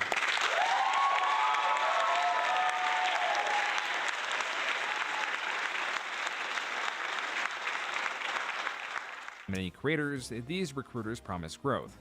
Growth through posting your video on their channel and by a consultant that will work with you to better your content. They also offer to resolve any copyright issues on your behalf, at a set-in-stone CPM or cost per mile that was typically set at $2. So you could get a guaranteed $2 per monetized 1,000 views. But as soon as you sign Machinima's contract, your emails will go unanswered.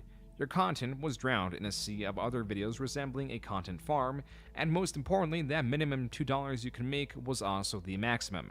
As CPMs fluctuate depending on the advertisements and advertisers, if you made $1, you could double your earnings thanks to Machinima. But if you had a $5 CPM, Machinima would pocket that extra $3. Additionally, those CPM contracts were possibly one of the largest losses of income for Machinima, because creators that would get lower CPMs could effectively drain the company and They would lose money on those channels. That's kind of sort of what happened with Phil, I believe. have less of a reason to leave them. That is likely why Machinima shifted to revenue splits ranging typically from 60-40, 60 in favor of the creator, to 90-10 with 90 in favor of the creator. But that was all after YouTube took their cut of 45%, and this was all fair game. Looking at a leaked contract, the contract reveals no promise of an agent, growth, or even ability to get out of the contract. There were naturally contracts signed with a 1 to 3 years time span, though the time also varies. And then there were the infamous perpetuity contracts, which means you were with Machinima forever.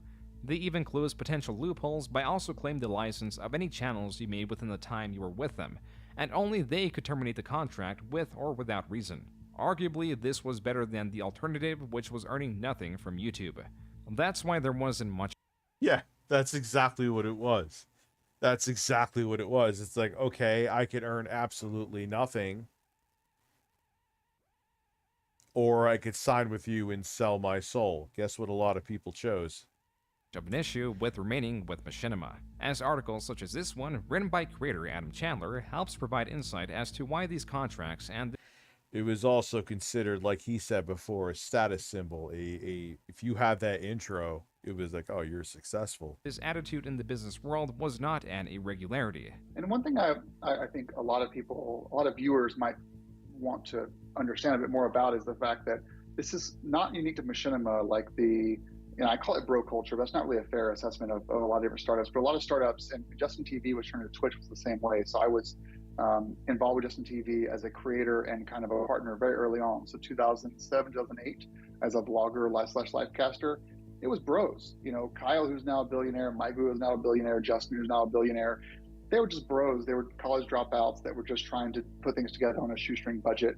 And they made mistakes, and they're not lawyers. They might have represented themselves as having kind of a legal precedent on saying things. But honestly, when you have $500K or $1 million in seeding and you're just kind of flying by the seat of your pants and you're just all college buddies just trying to do something you are passionate about, it's kind of in your best interest to kind of play dumb and just say, bro, we're going to sue you if you get out, if you breach this contract. But in actuality, as soon as the creator lawyers up, you're like, okay, I guess it's serious. I'll stop now. But I wouldn't.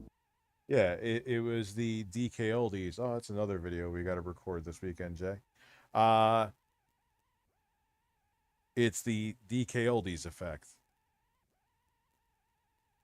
Oh, we have no legal precedent with the sticker that we put, the tamper sticker. We in the United States, that means nothing. You still have the right to repair. The stickers are illegal, essentially, but they put them on not because they could back it up and not take the return. They put them on to scare people to think that, one, they did the work, and two, don't you dare open it. That's essentially what Machinima's contract was. It was nothing but a bunch of fucking word salad, but I'm sure it scared some people off from doing anything.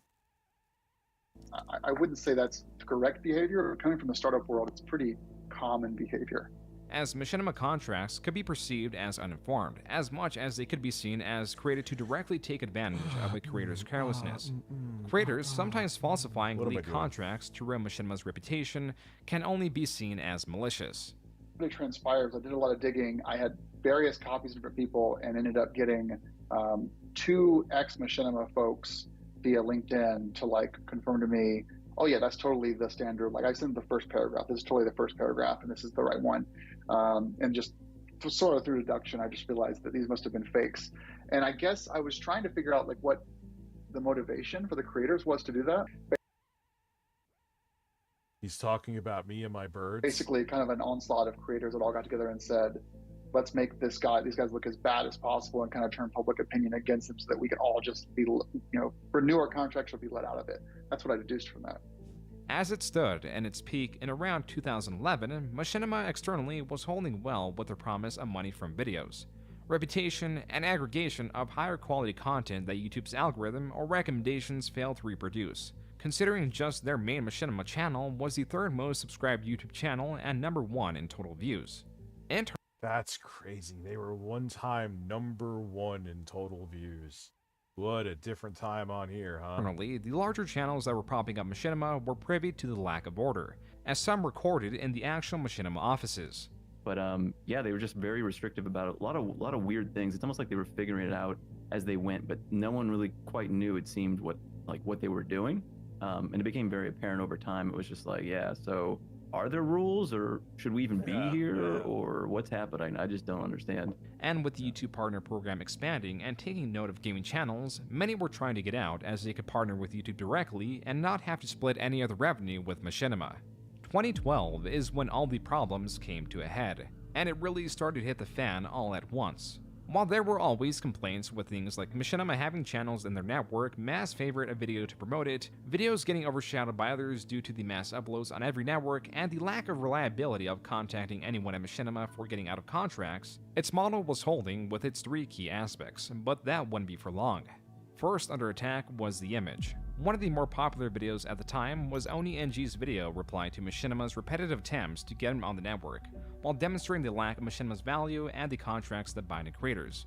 As he'd later find out, Machinima contemplated a lawsuit as it had the internal team allegedly furious.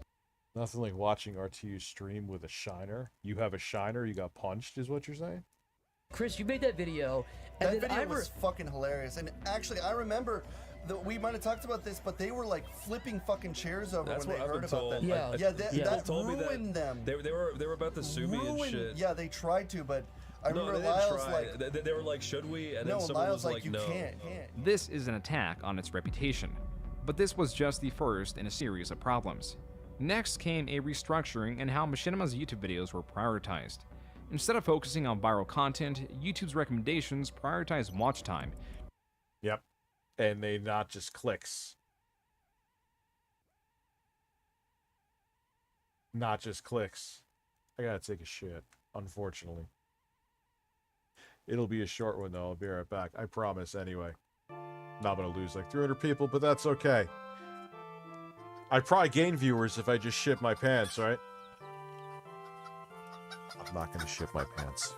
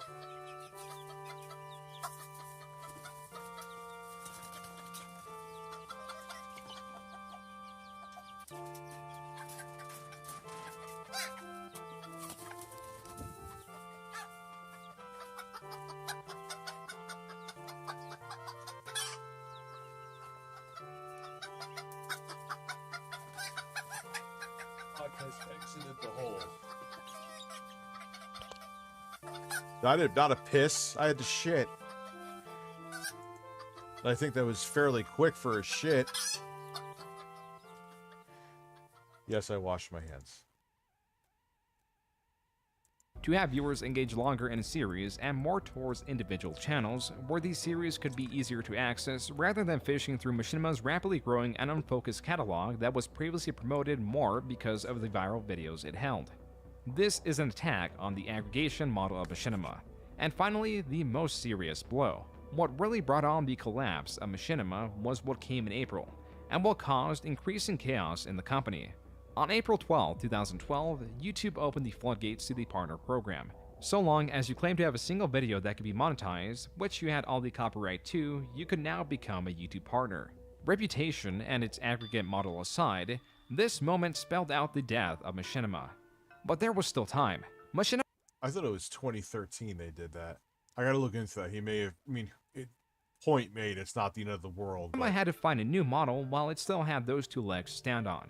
It had to do something before the creators and YouTube found out they were obsolete.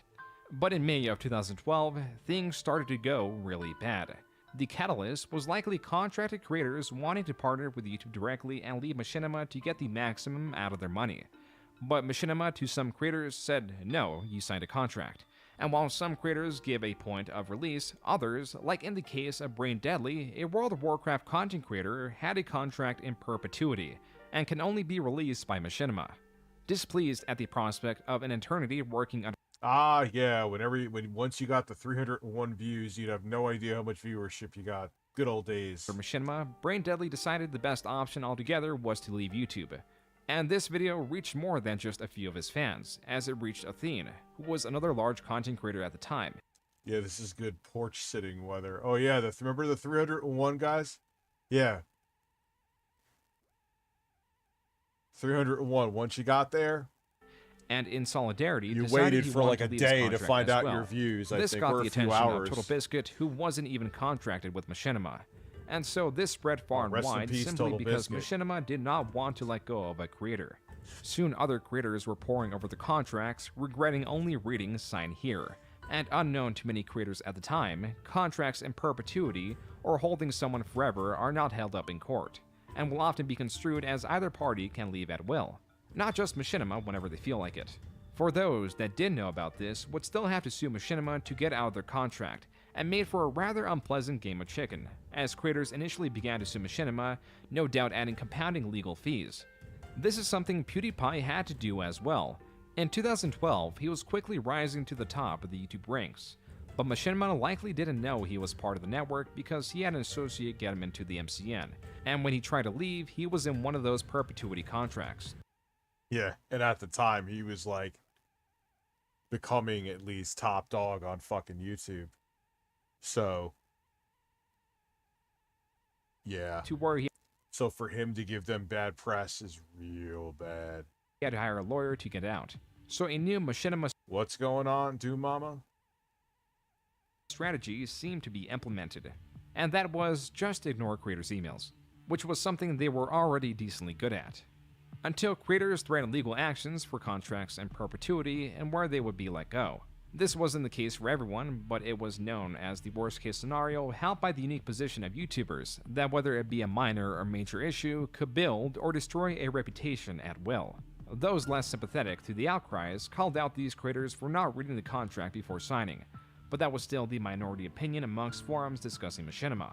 This was still only the start, and while displeasure of Machinima was spreading, the whole was still looked upon positively, especially by YouTube that in some areas were as directionless as Machinima.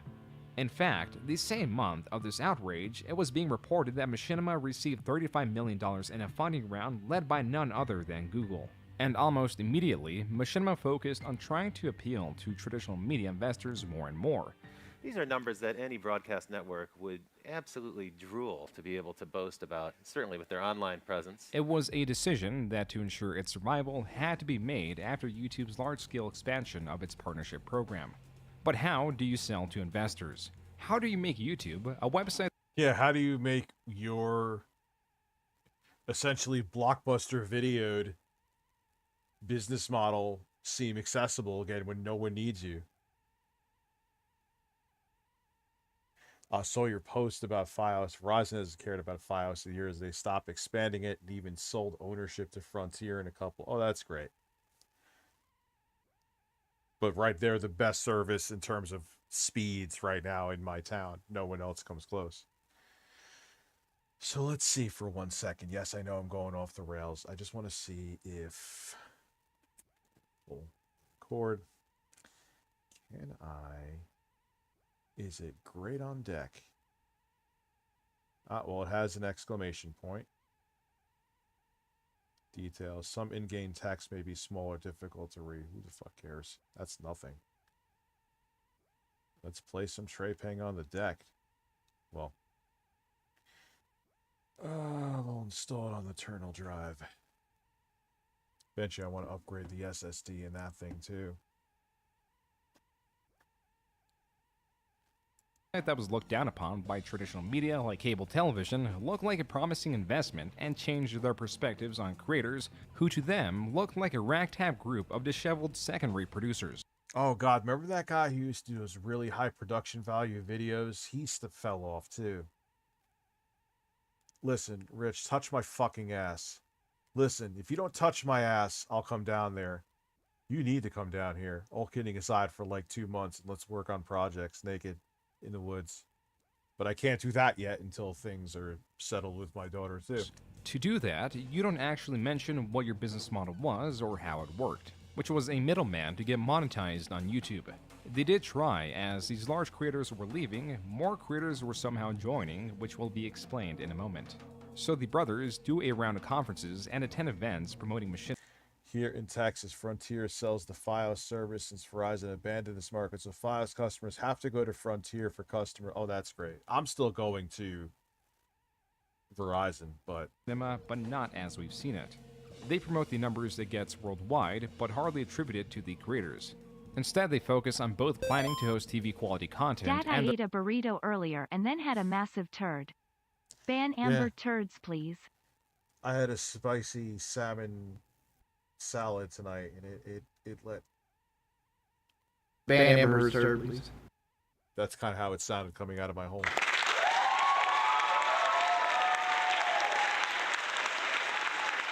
Ban Amber Heard's turd.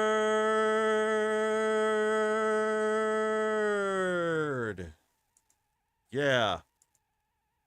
Their own in-house made productions, something they've been doing for quite some time, like with the series By Me released in 2010, that was also promoted by YouTube on their official blog and on one of their fastest growing channels, and the result was it was liked by the viewer base, and in about 2 months the first episode alone got 3 million views.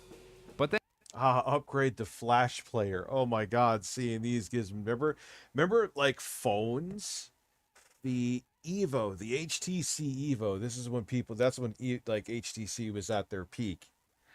You could play... It has Flash capabilities. It works with Adobe Flash. Ooh. Now that people rather piss on fire, well, Adobe Flash is dead, but that was a big deal in 2010, though, because Adobe Flash was still relevant. I had the Evo 3D. It was stupid. Fucking 3D. Fuck 3D. Then a year later, it only stacked an additional 1.5 million views. And then 3 years later, another million views. There is little longevity in garnering continued viewership, which is the point of these projects now. Take a look at Shane Dawson's channel, where there is no production value, aside from maybe a Halloween costume. These, in 2 months, get half the viewership in what an actual YouTube-promoted, Machinima Presented series got in 5 years. And this was what Machinima was saying was its future. This... Yeah. What they were doing was they were trying to bring a dinosaur model into an outdated model. Like, you're hiring... That's kind of what G4 just did. Like, you're hiring people for like $10,000 a day and you're getting 28,000 views a video, which sometimes is what I'm getting right now. But you know what I do? I either go in front Google. of a camera... Hey Siri. Hey Alexa. I have a smart home using the Google Home platform, and oh sweet Jesus, if you even say the word Google, like 400 microphones will hear and light up. If I got any Yes. of your devices with the beginning of this, then lick my ass. Well, then you're going to get a lot of ass licking then. But that's the thing, like, you're trying to, you could have a shoestring budget. Like, I have an editor, yes, but you don't have to, but even me, it's just Jay and I doing shit. I mean, now for time premium, we still do sometimes gameplay videos. They actually do okay. For news stories anyway. Not, well, I won't do that with like other high production value videos, but even then, get 2 fucking cameras. But that's the thing that killed G4 too, beyond it just being mediocre, is that you can't sustain that. You're hiring people for, like I said, I think it was more than that, than $10,000 a day. And the videos make it, the video that you have them in because they're a celebrity makes $400. How the fuck is that sustainable, even with sponsors? Even with the sponsor, where you're only getting a few thousand views, or 20, 30,000, maybe 50 if you're lucky. What is that sponsor paying? Couple grand? I know how this shit works. You still ain't getting a return on that high profile person that you're paying at least $10,000 a day. It's dumb. Did I not download the fucking game? No, download it goddamn now. Dad, I watched your stream while you were crying in the shower. I sadly jerked off for your breast. That is, that's weird.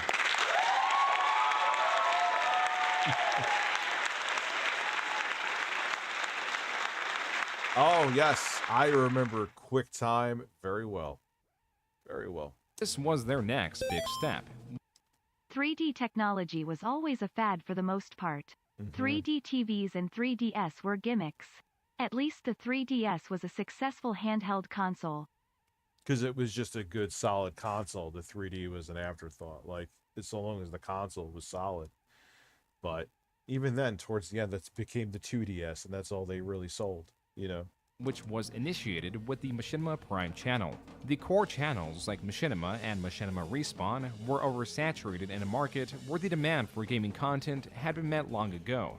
They were an unfocused amalgamation of videos with like commonalities piled and overshadowed one after another. Machinima Prime was meant to be yet another filter. This was the high quality stuff, with Halo Forward Unto Dawn presented as a flagship project alongside other game series revolving around Mortal Kombat. It took only a year for Machinima Prime to become the same unfiltered mess. Additionally, by the end of 2012, Machinima still wasn't even a profitable company. No, we're almost profitable. Also, by the start of 2012, We're almost and by the end, profitable. Rich, listen, put a voice-activated vibrator next to your prostate, so whenever Jay says, "Oh, Christopher," it activates it. Oh, I want no. to see you come on stream, not in a sexual way. No more fake man moans. Real man moans make me smile. I'm gonna come.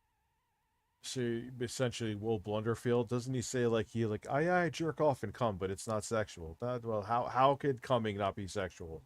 end of it, they had still grown to cover about. I don't think the Nintendo Switch feels cheap. Well, the OLED anyway. To be honest, I know you care about your chat. Yeah, I care about my chat. Like I said, I don't do the whole like fake placating, like we're all friends. Like I don't do that either. But yeah, there's some people here I'm cool with, man. I consider friends.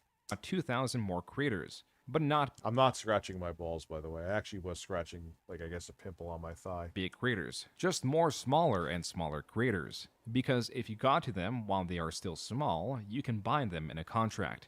You can get them before they're partnered directly with YouTube or another network. And more importantly, you can inflate your numbers. Here is where more theorizing comes into play. Yeah. Oh, we get 8 billion views a month because we have 888 million channels that get 1 view per video. Like, yeah, okay. So I know what you're trying to do. You're trying to appeal to advertisers. Got it. Cool.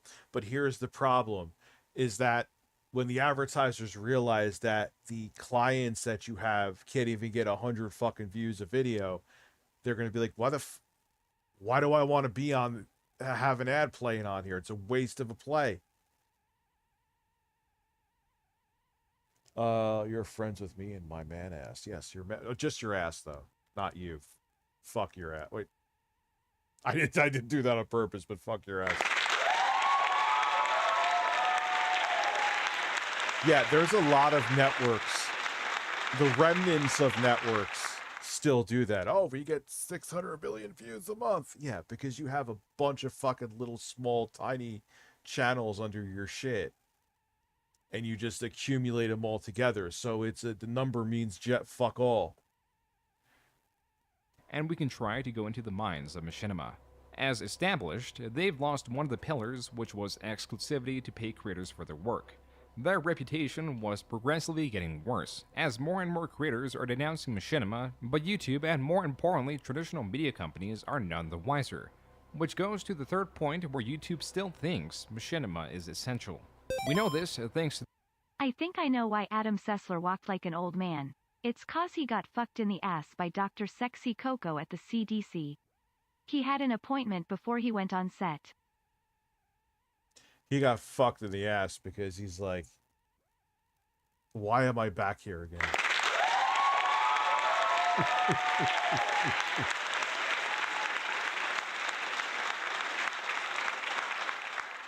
I am friends with you on LinkedIn. You know how many times I've been on that profile. That picture is like from 2014. I've been on that profile like 3 times since then. Congratulations. Gimme Phil now. Gimme Phil, please. I don't know. I may do a short, it's almost 3 hours, but I may do a short-isk stream tonight. I may stream significantly longer tomorrow. I don't want to give a time because every time I do that, but I will stream longer tomorrow. To this person, Courtney Liskey, a member of the YouTube business development team. She represents the ideas of YouTube and she thinks Machinima is necessary. One of the trends that we're seeing now is the emergence of these multi-channel networks. So I don't know if you've heard of the networks, but some of the original ones on YouTube were Maker, Machinima, Fullscreen, and these developed because creators were doing everything themselves, and it wasn't really scalable, and it distracted them from creating content. So these companies came in and they saw scales of economy by offering them certain services, whether it was ad sales or production facilities. You didn't offer a fucking thing. You just got them so they could be partnered so the same ads could play. Oh my God, the spiels they used to give people. Blah, blah, blah. Oh, we'll get you features. We'll get you collaborations. We'll get you this. True. It's a lie. You see, Adam came in for a routine visit for treatment of his seal clapping syndrome. And things got wet and steamy and my penis entered his anus. That's why he walked funny.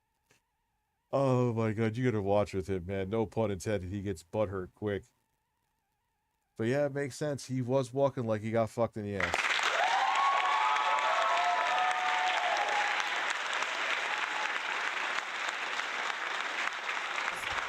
Doing cross promotion. Yeah, Wes was flat out racist, dude. You can't do that. Like, I was like, sorry, dude. No amount of money could let you be racist here, bro.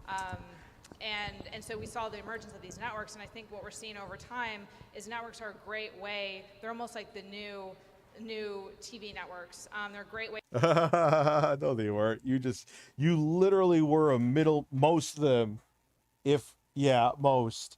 You were literally a fucking middleman.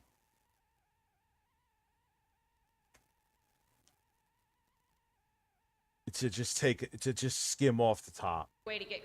It's all they ended up being. Content discovered. I think one of the. Oh my God, you used to get those emails that were like 30 paragraphs long. Trying to convince you, and you like, I get the same story from all you MCN. Shut the fuck up. Biggest challenges on YouTube with the incredible amount of content on it. 72 hours of content is uploaded. That's wonderful, Dead Man. That hentai makes your 4 billion pee-pee is hard. watched every month. Is how do you actually build an audience and generate it and listen to them, having flexible content, and networks are a great way of curating the content for users. While it is true networks like Machinima offered sponsorships or even better ad placements, that aspect came after the growth of Machinima and was likely implemented as a bullet point to join them over other networks. This, like personal consultants, promised growth, and more, was all done to make it more enticing for creators. Another key point is the aggregator or curator of content aspect, which was about to be knocked off Machinima's benefit list, which is when Lichki's tone changed 2 months later. So you're curating as well as aggregating and providing all the other mechanisms underneath it all. So you're yes, really I think that's something that's been missing from YouTube is that curation aspect, and so this is a piece of it. Traditionally, what's been You weren't curating shit. You were just throwing whatever could be. You're just, yeah, your curating was whatever shit sticks. happening is we've been relying almost. And then you'd have all these small channels, like I said before, and you counted all those 2-view videos, lumped them together. Here, advertisers, granted, all of the views are worth shit, but here's 8 billion views. Come give us ads. So we could put them on a YouTube channel that gets 10 views a video. Congratulations. Congratulations. Xbox bought Bethesda because they knew Sony was wanting to buy Starfield exclusively. Come on, my beautiful man ass. Is that Lick true? it, clean it, Oh, God. slap it, and then pull my dick off. Listen, how do you... That is the new trend with the Streamlabs. Someone says something very serious and then tells me to blow a load in their face. Okay.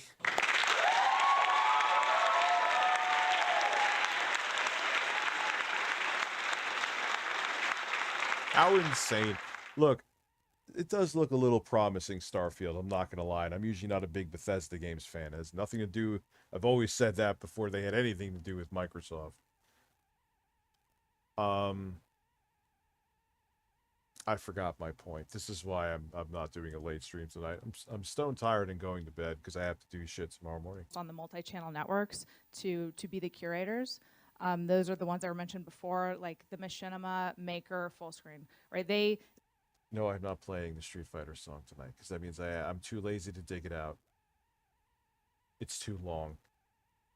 They aggregate an audience at scale. They're focused on a vertical, and they know our audience really well. But we're also now trying to be. Streamlabs low-key ruined the streams. Who else do you... I get such a... It's like a 60-40 thing with that. Trying to be curators. For her to go from praising the networks as a curator in the YouTube space to now, in essence, saying we are bypassing... Well, here, we'll do this.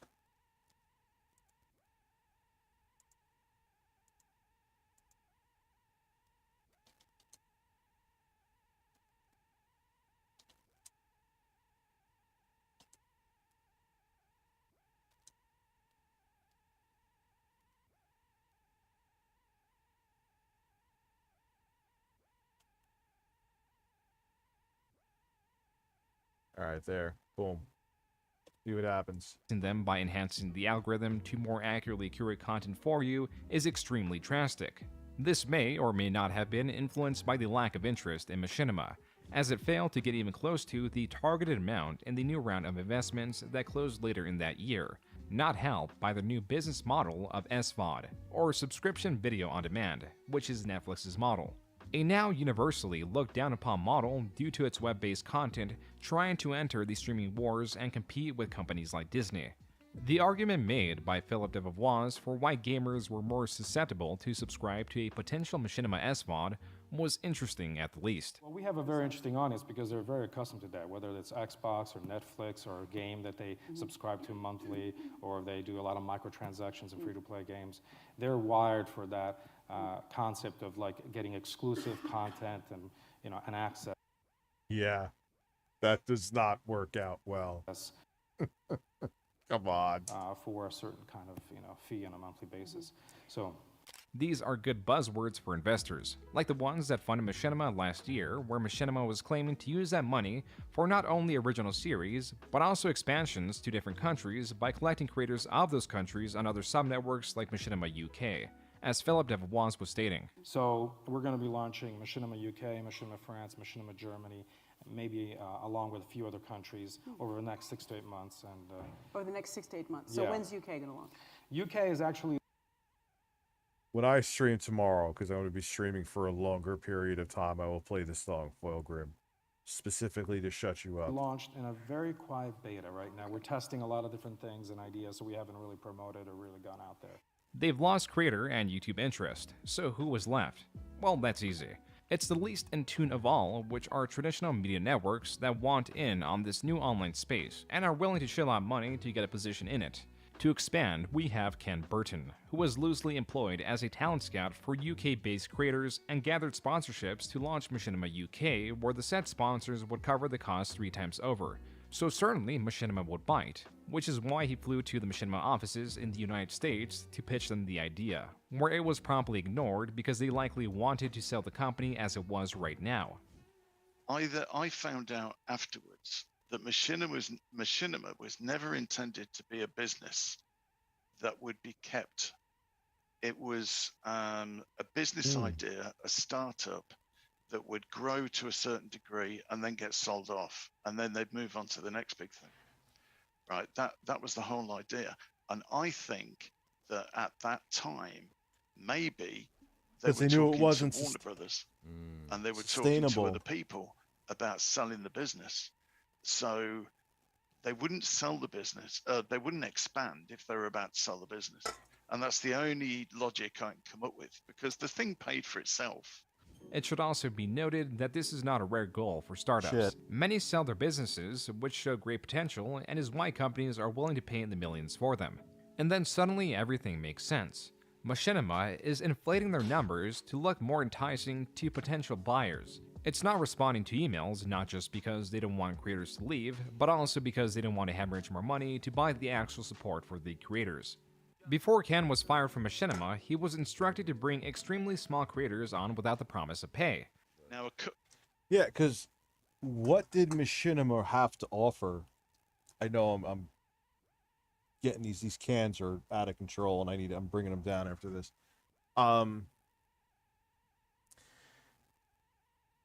Yeah, I get why they wanted to sell off, because as soon as YouTube offered partnerships, there was no value to them, none, to any MCN really. A couple of months prior to that, the writing was on the wall, because I got a call from a guy at Machinima, and he said, we need to kill your budget for the UK. I said, right, okay, so we're going back to the model of working off advertising commission. He said, no. I said, well, how are we going to pay for content?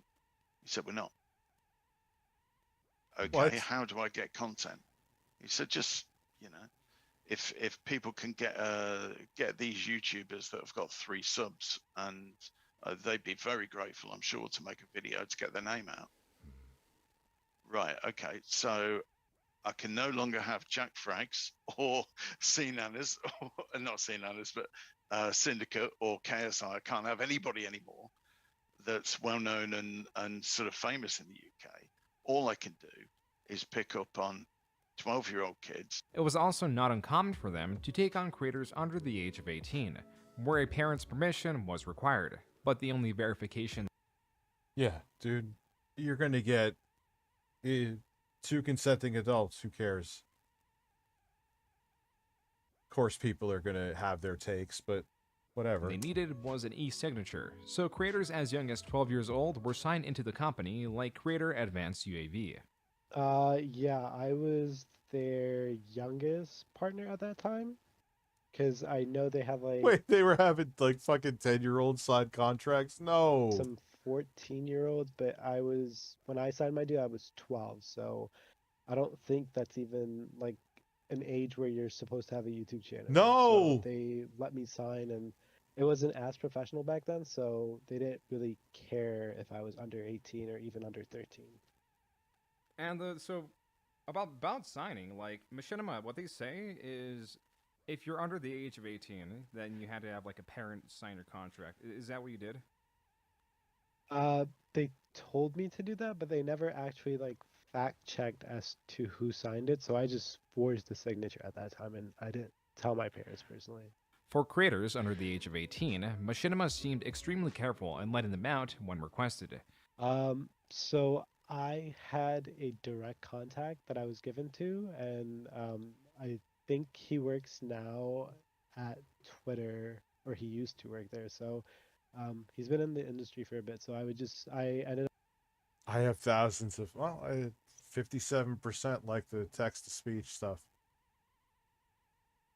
I mean, I get it when I'm like mid sentence, I understand. I could see where people, but yeah, it seems to be fairly popular. Ended up just DMing him, and he ended up getting my contract terminated. No doubt a difficult feat considering their continued rounds of layoffs, because Machinima was also laying off more employees than just Ken. So there was even less support for creators, and more creators were being added with even less support. Mr. Sark, the producer of Machinima Respawn, also backs up these claims. As views started to descend and other studios were coming up, like Maker and all them, the desperate ploys to stay relevant by Machinima was just upload more vids. We need more views, and we need those numbers to tell people, you know, that are going to buy the company. That was all they wanted to do, was sell the company for like, you know, billions and billions of dollars. That's what they wanted. All of this, billions, they ain't worth billions, was a recipe for chaos that Machinima had to endure in whatever way it could until it was sold off to Time Warner, which it... No, it's text to speech $20, then no one would ever fucking use it, dude. Was in talks with. Which is probably what the people are saying that want. And if it sold to Time Warner, they certainly had the funding to sustain a larger workforce and probably manage those signing on. We're gonna wing this vote bigly. In the meantime, Machinima had to sustain itself, and to do so... Maybe 10. No doubt. I don't know. I'll think about it overnight. The price will change in one way or it'll change tomorrow. Yeah, let's be glad it was Halo and now that is true. Into even shadier strategies, like uploading their videos to Blip.tv, a competitor of YouTube, and one where they could reap all the revenue of their uploaded videos.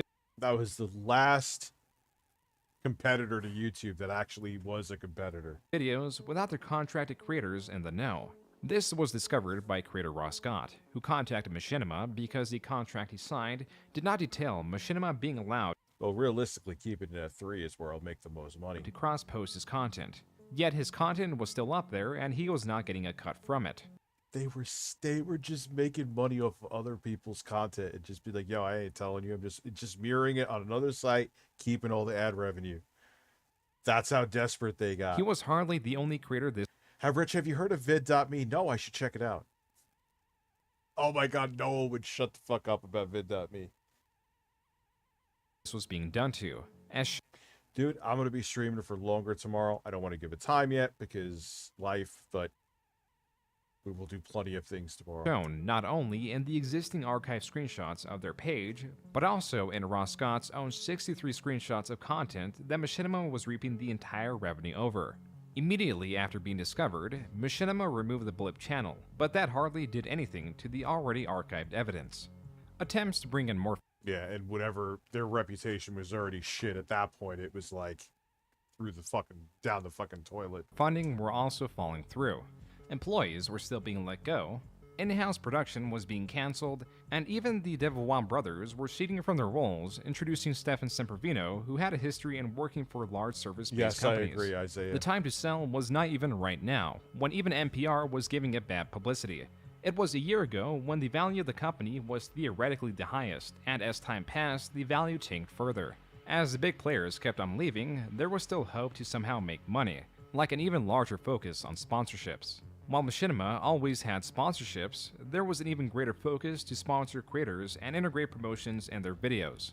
This is done through promoting said product in a video and announcing, in accordance to FTC guidelines, that you are being paid to promote said product as to notify your audience that your opinions are influenced by the money you are receiving. And oh wait, were they a part of Machinima, this? by the end of 2013, secured quite the massive product placement, when they were able to give select creators I forgot they were a part of this. early access to Xbox Ones. The most paid for the promotions were Sky Does Minecraft on his channel Sky vs. Gaming and Syndicate on the Syndicate Project channel. Syndicate, in particular, would get in trouble in 2016 for not disclosing his ownership of a CSGO gambling site.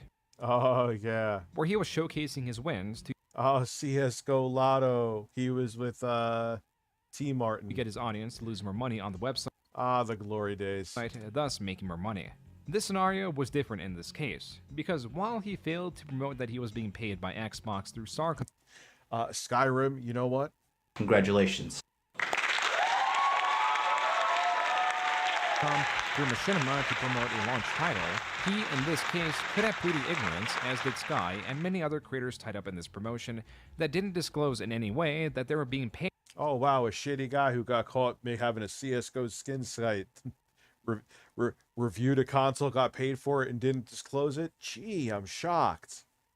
It's almost like he's fucking shady. To, by direction, give a good review of Rise, Son of Rome, and the Xbox One. I think Sky was the one who tried selling, which is against TOS, so you can't sell it. I know it happens like backhanded. Like there were channels I was sub to, and all of a sudden it's like a completely different group of people. I'm like, this is why YouTube doesn't allow it, because I'm like, you realize that the channel brand is 9.9 times out of 10 the creator, right? Like it's not. You can't. It's just not just a name. Information leaked about these creators being paid in early 2014, which started another wave of Machinima hatred because now they were breaking FTC guidelines. It must have been a bit of a blow considering 2014 was the same year Maker Studios, a competing MCN, was sold off to Disney for $500 million. That was the one that I forgot her name. She was hot as hell. She was part of that and she made that money and she was out. As for Machinima, they were still in talks with Time Warner, and continued their strategy of signing on talent wherever they could. From 2012 to August 2014, they managed to quadruple their creator roster from 3,000 creators to 12,000 plus. Now even more creators, even the managed ones, were speaking out, whether it was animators being paid low rates for multi-minute long animations, or creators like Bro Team Pill, who made nonsensical game reviews for Machinima, was directed to focus on newer games, as it would make the series more relevant if the review was uploaded closer to whatever game he was reviewing's release. Except at times, Machinima wouldn't upload Not I Justine. It was not I Justine. These videos a week after she's still around, receiving them from Bro Team Pill. And then sometimes even a month, when all the interest in the covered games were already gone. And thanks to Machinima's Xbox One promotion debacle, the FTC launched an investigation where they found Machinima solely guilty, stating that both Starcom and Microsoft situations happened in spite of, and not in absence of, their own guidelines to prevent such things. The FTC eventually settled with Machinima, requiring both serious record-keeping and other responsibilities or suffer future fines. Needless to say, between this investigation launching in 2015 and not being entirely resolved until early 2016, likely didn't make it easier for Machinima to still sell their company. Also likely done strategically, Machinima was no longer touting the amount of creators it had on the Machinima website. Machinima could not, for a very long time, now offer a decent deal to make revenue from their videos. Its reputation was continuously brought down by... by 2015, they were a laughingstock. If you were like, hey, I just signed with Machinima, you'd be laughed at. Current and ex-creators that found it popular to vent their grievances, and YouTube's algorithm was evolving in such a way that it was universally accepted that uploading to a network would only damage a large creator's potential viewership. The only thing they could feasibly sell Machinima by is the amount of content produced, and portraying themselves as curators of content that are beloved by their audience, like a cat with a laser pointer. Because our audience cares about our content and engages with us through those twin passion points of fandom and gaming. That's why it works for our distributors as well, because our audience is obsessed with this content, like a cat with a laser pointer. Some companies saw something in Machinima because... Like a cat with a laser pointer. Oh, that's a great way to describe. That shows you have a lot of respect for your audience.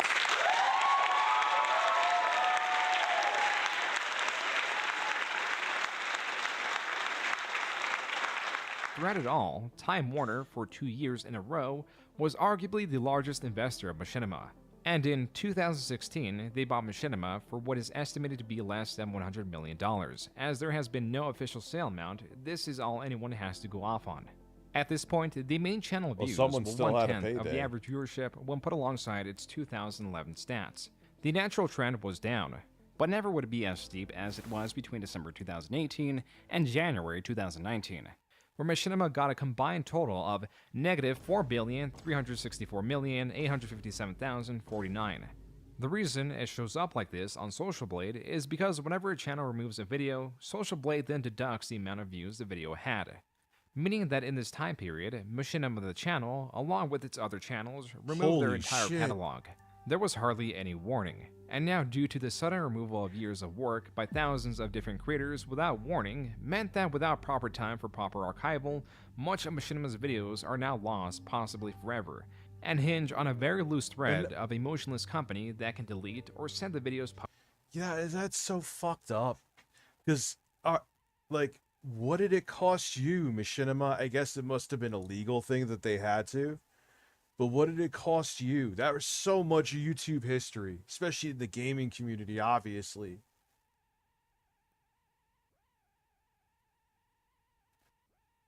Like, that you just destroyed. For what? Public at will. There was discussion in mass on YouTube channels, Twitch streams, articles, other videos detailing Machinima's downfall about the loss of its combined works, and the bigger question is simply, why? That answer can be sourced from AT&T's purchase of Time Warner in 2018 that owned Machinima. AT&T also owned Fullscreen, which was another MCN, so AT&T merged Machinima into Fullscreen, laying off 81 Machinima staff in the process. Fullscreen then bought out the remaining contracts Machinima had. And the reason all the videos were set to private is because they were illegal liability, where it would be hard to find the licenses for something like music used in older videos. And it wasn't so much about the claims applied to these videos. It was the takedowns and accumulating strikes that could take down the entire network. Besides that, Machinima's disjointed management that drew the eyes of the FTC was hardly anything AT&T was going to rely on. And it doesn't stop there.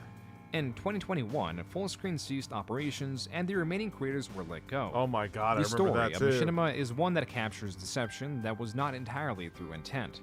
Machinima, not just as a company, but as a successful business model, should have failed in 2012 when their most important service of partnering creators was circumvented through YouTube's own partnerships, but lived on solely through the reputation that was on borrowed time.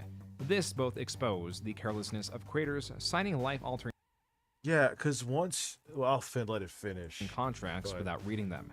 Contracts that are equally as deceptive as they were incompetently formed. The largest irony is that in its final stages, every attempt made to offload the problems and sell off the company only brought on more problems and deterred potential buyers.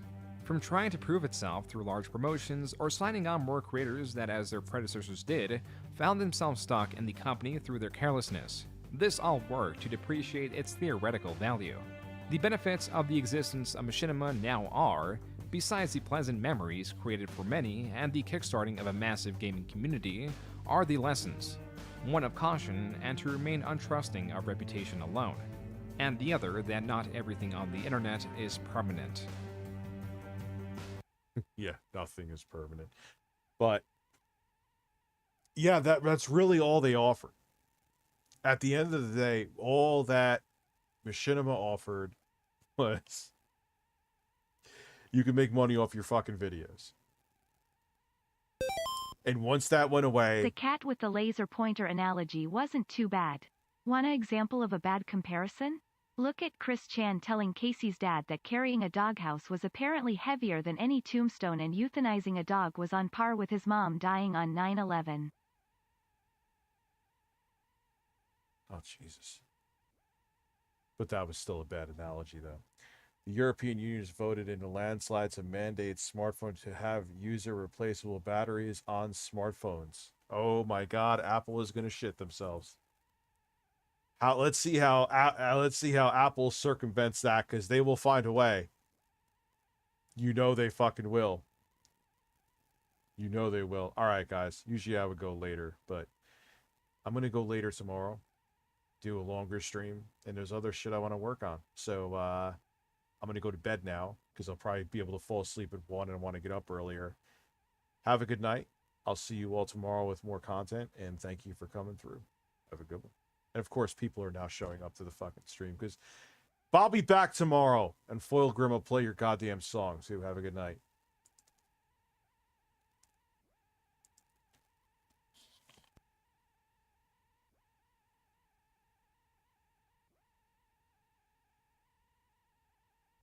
We're at war right now.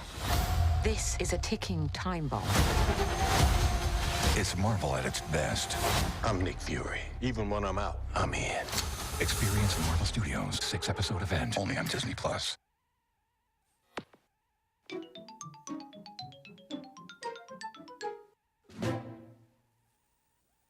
Hello and welcome to Nintendo Voice Chat. I'm your host, Brian Altano, along with Miranda Sanchez, Pear Schneider, and Jada Griffin. I stretched out all of your names. You did such a good job with like just really enunciating. I know, it's in honor of a newly revealed Long Mario. I stretched everybody's names. We just watched the brand new Nintendo Direct featuring 40 minutes of surprises, game reveals, and we have a ton to talk about. Let's get right into the biggest surprise today, Super Mario Wonder. We were all talking about how we wanted a new Mario game. It's going to take me a few. We just learned of this a second ago, and there was some beauty and some body horror in there. So if it takes us a beat to digest it all, bear with us, or elephant with us. But I think I dig this. This is. From my perspective, it's a little too close to the new Super Mario games to feel like a drastic new art style, but there's enough new stuff in here that's pretty cool. Miranda, what did you think? I liked mechanically that they're trying some new things, which they have to, right? Yeah. Like, side-scrolling Mario looks the same. I mean, looks newish, but also the same. It's always a rehash, right? And so for this one, I think they have enough new ideas that could eventually play into other games that would be really neat. I'm personally not much of a side-scrolling Mario fan, which I think is pretty divisive maybe, but I really like the 3D open, running around, Odyssey, Super Mario Sunshine. Totally. That's my jam for Mario. And so seeing this, I'm like a little disappointed. But at the same time, I do like the flip between like this dark, weird look at mode. That. There's something very imaginative here that I like a lot. Yes, which I think was what was kind of missing by the fifth, not new anymore, new Super Mario Brothers. Exactly. But that's also, so new Super Mario Brothers, it updated the art style, it added the little dance thing for the enemies, and then the sort of in the air, the extra tweak jump you can do, and obviously the multiplayer. But if you watch this footage, you see so many new elements. He's skidding along the ceilings and the ground. There's a rush mode where you smash through an exit gate and get to something beyond the exit gate. There's look at this pushing of the pipes. The pipes start dancing, the pipes start bending. So it's really cool. They're messing with what looks like new Super Mario Brothers with all these different new gameplay elements. Can we talk about the elephant in the room? Okay. No. Yes. Oh god, it's horrifying. It's too early. I love Elephant Mario. Yes. I think Elephant Mario is great. He's going to be his own flood device. He's going to be able to absorb water and shoot water. We haven't seen that, but that's my hunch. Is we're going to be able to suck up water and use that as an attack as Elephant Mario. Are we going to get other animal transformations? I hope so. I hope this is just the full-on most animal Mario's ever gotten. Which animal do you want? I want Turtle Mario. I want him to go full Koopa. Do you know how horrible that is?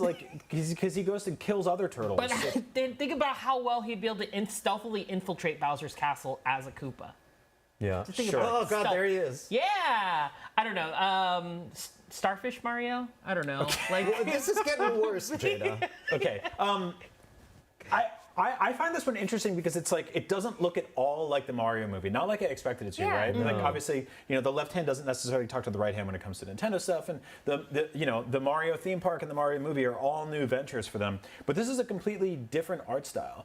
But it feels just a little too close to New Super Mario Brothers. It's not like a total overhaul. I feel like they're making some interesting stylistic decisions there. But it's been so long since we had a new Super Mario. I know. It was Wii U, right?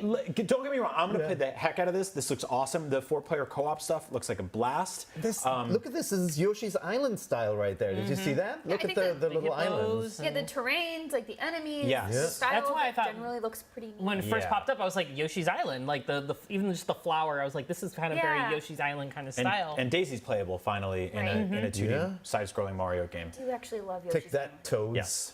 Yes, Yoshi's Island is awesome. This is and then we saw this new power-up, right? Which turns the world wonderful. Wonderful, it yes. makes the world yeah. wonderful. It's going sparkle mode, and you collect little gummy drops You there. can look in the background, and like the pipes all have like these glowing green eyes. It's kind of ominous, honestly. Yes. Oh, maybe he's dead. Maybe it's poisonous, and he's in the dead world. Maybe Mario's dead? Yes. Because everything is haunted. Is that your official theory here? Yeah, well, it turned into an elephant. What's so hard to believe? Look at that. So yeah, this seems like it's their big first-party fall game.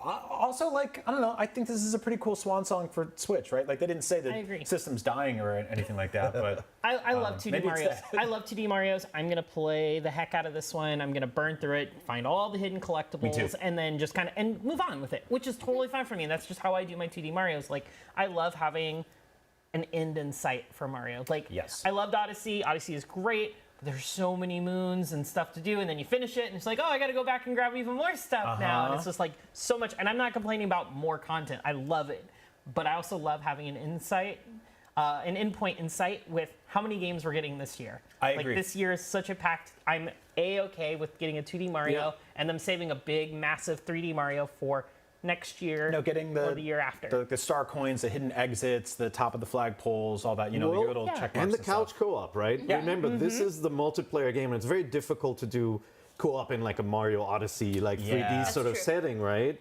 It's either kind of fixed perspective like 3D World, or it's 2D like this. I always love those games for couch co-op. I have 3 kids, we play them together, 4-player teams.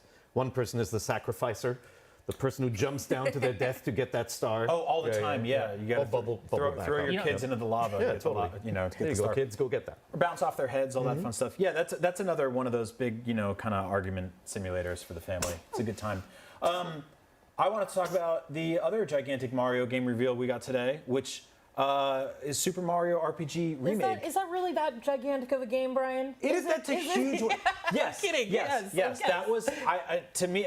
So Super Mario RPG is, I think, one of the most beloved games of all time for old school Nintendo fans.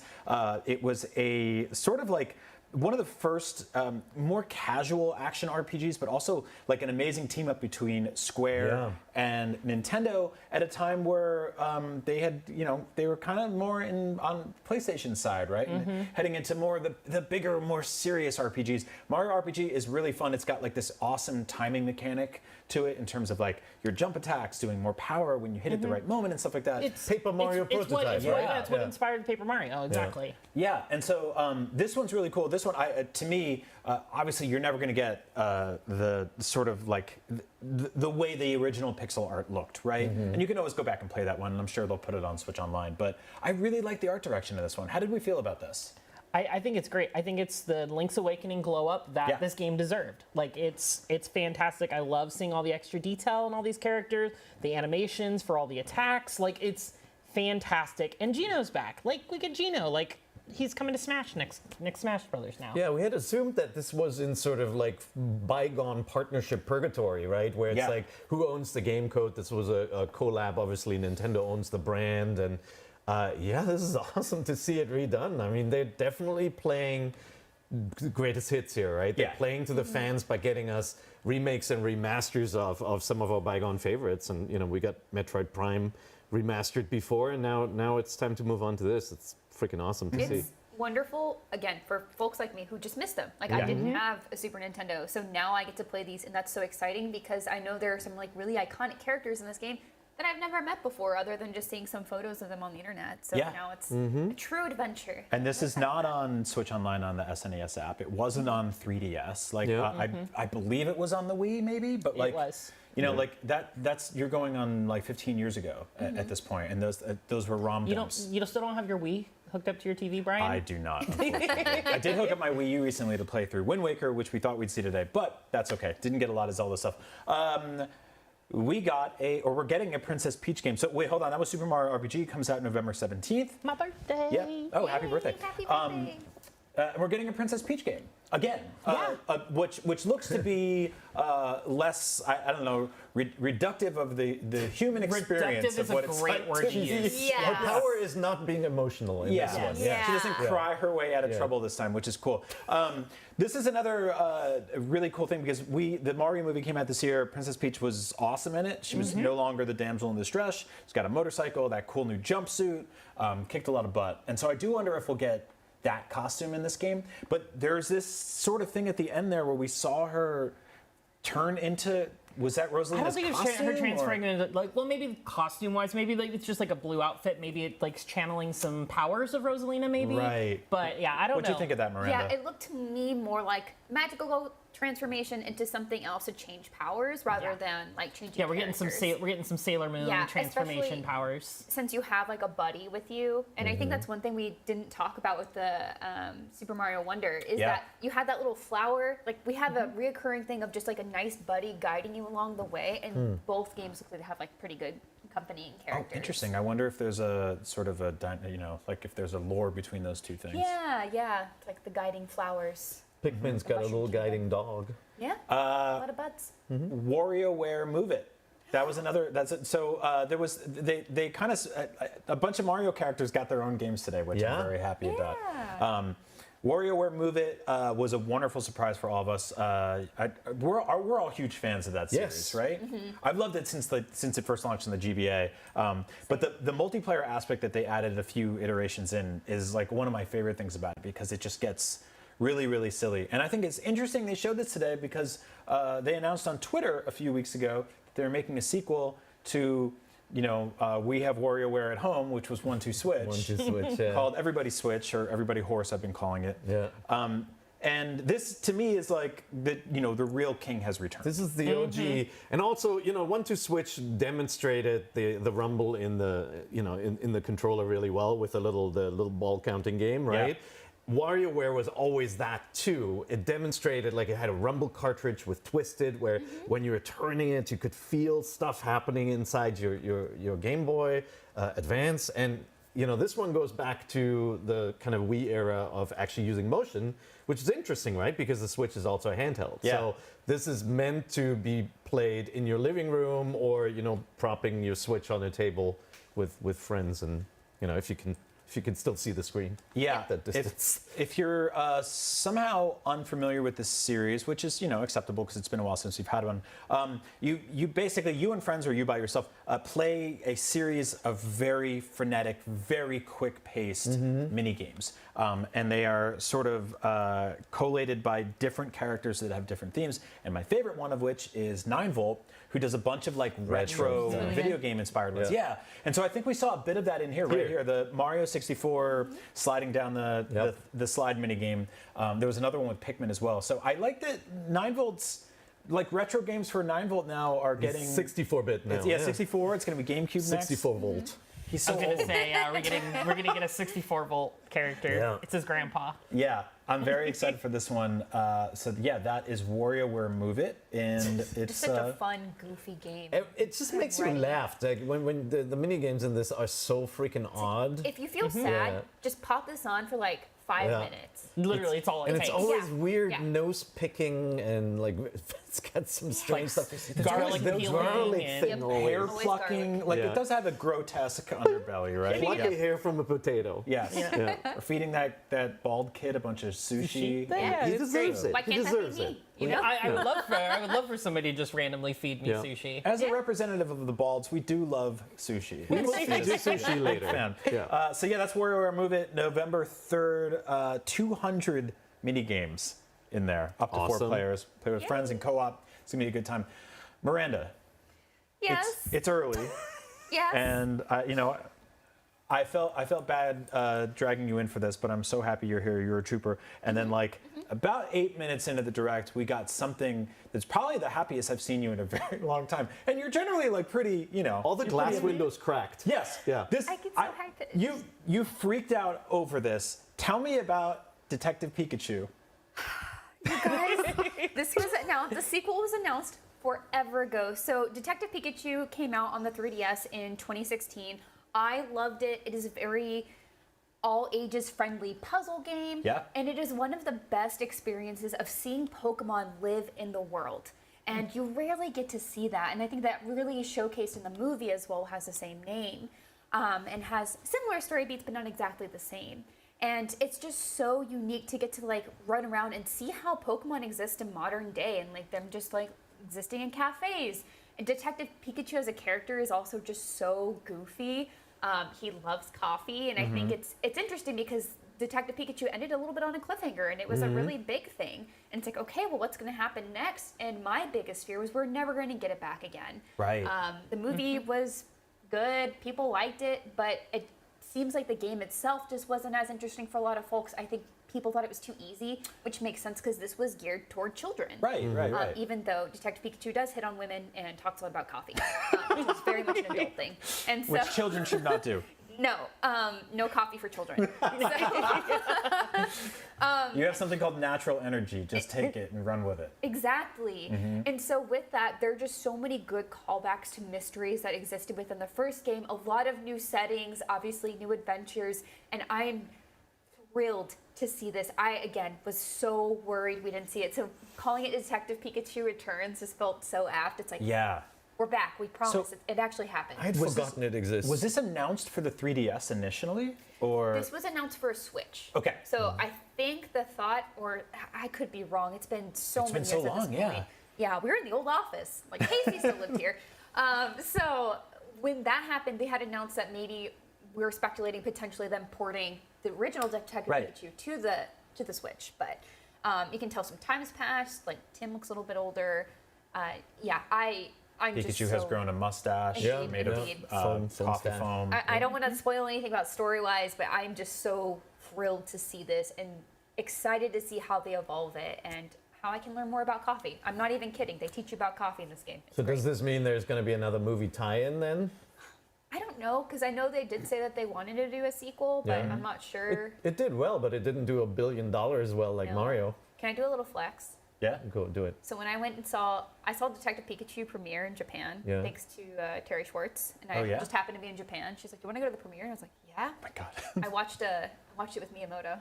Oh wow. We watched the movie together. That's all I got. That's all I got. That's my flex. No, that is a good flex. I thought the flex was just seeing the premiere in Japan, and then she's like, "No, wait, the shoe's gonna drop." Miyamoto was there. No, yeah, we watched the movie together. That's what I say. I thought you ruined the movie for everybody by naming every single Pokemon cameo out loud while watching it. She's there and she's like Pokemon rapping. Like, yeah, I guess too, just seeing the Pokemon that they have featured in here is good too. It's like, guys, I seriously was trying not to cry. It was just such a big moment for, I think, the spin-off Pokemon fans. And there's a game for everyone, and this one is exclusively for you. Yeah, it is just for me. So thank you. And that's October 6th on Switch. So this fall is already looking like very packed for Nintendo fans. Yeah. We really had no idea what the rest of this year looked like for us, and now we've got stuff to play for months and months and months. It's nice. There had been rumblings that there would be Mario something later in the year, and I thought Mario RPG when that showed up. I thought, okay, that makes sense. That's the big Christmas game, but we got another Mario on top of it. So that's 2 weeks before Super Mario Brothers Wonder. Yeah.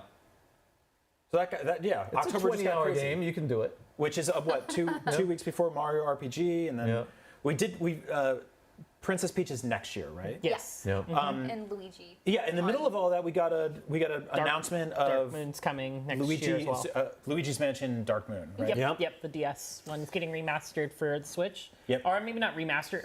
I don't know. They're putting it on Switch. They're putting it on Switch. Yeah. It was a DS game or 3DS game originally, and so now we're getting the Switch treatment, which is great. I'm a big Luigi fan, so more Luigi, please. Like, it's been 10 years since the year of Luigi. Let's make next year the year of Luigi again, please. I believe that was a good game. So I found the Year of Luigi coin in my drawer. I was cleaning out my office the other day, and that felt like a completely different. That's like a whole life ago. That was, I believe, financially their worst year in like companies. Wow. I came for Luigi. No, I love you, Luigi. Luigi's Mansion 2 was overlooked. Yes. I think so. I think it's good to get it in front of people. And 3 was a spectacular game. Same developer, by the way. And I do think 3 is better than 2, but I think it's worth going back. And yeah, we're getting that remastered remade. We're getting Pikmin 1 and 2 coming back. We're getting the Arkham games. So, there's still a lot of, even if we didn't get like a Twilight Princess or Wind Waker or Metroid Prime 2 announcement yet, we are getting a lot of kind of classics returning. They're going to announce those next year. Yeah. You can't play the first Luigi's Mansion on Switch, right? The GameCube one. Yeah. Can you? You can, yeah, right. I don't think so. Don't we have that too? I'm confused with the porting system. I don't think the first Luigi's Mansion. games. I think the first Luigi's Mansion is locked to GameCube/Wii because you can play the GameCube disc on the Wii. Crazy. What did we play? Right? Can you play GameCube games on the Wii? Luigi's Maybe not. Mansion. I think we all have. It's been laptops. so long. Well, I know, right? We do need to take a very quick break while we unpack the deep, dark lore of the Luigi's Mansion port history across multiple Nintendo consoles. But this special episode of Nintendo Voice Chat will return right after this, so stick around. Oh, hey, welcome back to a very special episode of Nintendo Voice Chat, all part of IGN Summer of Gaming. I'm Brian Altano, that's Miranda, Pear, Jada. We're having a good time up in here. The brand new Nintendo Direct was a big one, full of games, lots of old ones, lots of surprises, lots of new ones. So we got lots to talk about. I want to jump right into Pikmin. Pikmin's back. It's a great time to be alive. We're getting Pikmin 4 coming very, very soon. And we got to see a lot of new stuff in the game today, which I was pretty excited about. That's out, I believe, July 21st. Tell me about Ochi, which, we knew about this dog. The dog now can be upgraded and can learn to be more buff. Yeah. And kill things, carry things for you, which begs the question, why even have the Pikmin anymore, Pear? Well, I mean, first of all, it's a transport, right? Like it was in the older games, you could use the blue Pikmin to go through water, and it was a little bit of a pain in the butt to bring the red and yellow ones and other colors along. You had to find a way around, put them on a leaf and wait, and it was a pain in the butt. Watching them drown. This is the shortcut now. Yeah. You now have your transport that can carry other, non-waterproof Pikmin, which is awesome. But yeah, they showed this entire upgrade system with new moves for Ochi. Yeah. Which, I love that sort of, the little systems that they add in the background to add depth to it. It used to be all about, juicing the fruit and all of that, and managing your fruit, your juice supply. Got to make them smoothies. Until it was all stolen. Is there going to be a weight limit on this dog? Like, how many of these things can you put on? Looked like there was. Yeah. So will he sink in the water and they'll all drown? Because I don't like that noise. Probably if you try to put too many rock Pikmin on him, I imagine that might weigh him down. Yeah, then he'll sink. Look at that dead Luimar. Yeah, so there's a lot of new astronaut characters now. One of them is evil and one of them is dead. Yep. Well, you're also able. What is that? From what I've been seeing online, you're also able to customize your cadet now, Mii's and stuff, which is really cool. I'm really excited for that. The upgrade system I feel is the biggest glow up for a Pikmin game, because Pikmin has always been very much about time management and just kind of managing your resources. It's resource and time management has been the game, which is cool. It's fine on its own. But it always felt like there was missing this layer of depth to where you could kind of make it better for yourself, to make it easier through just spending resources. So I'm really happy that we're getting this upgrade system, even if it is just for Ochi.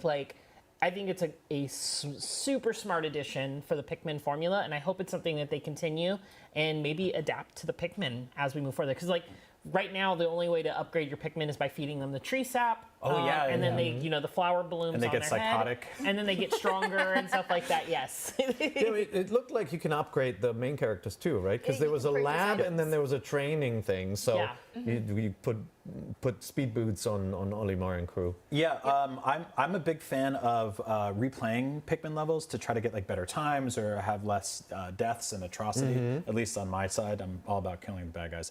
But it'd be cool if replaying those things gives you sort of an RPG element where you can take the points that you've earned, grind a little bit, and stat boost everything.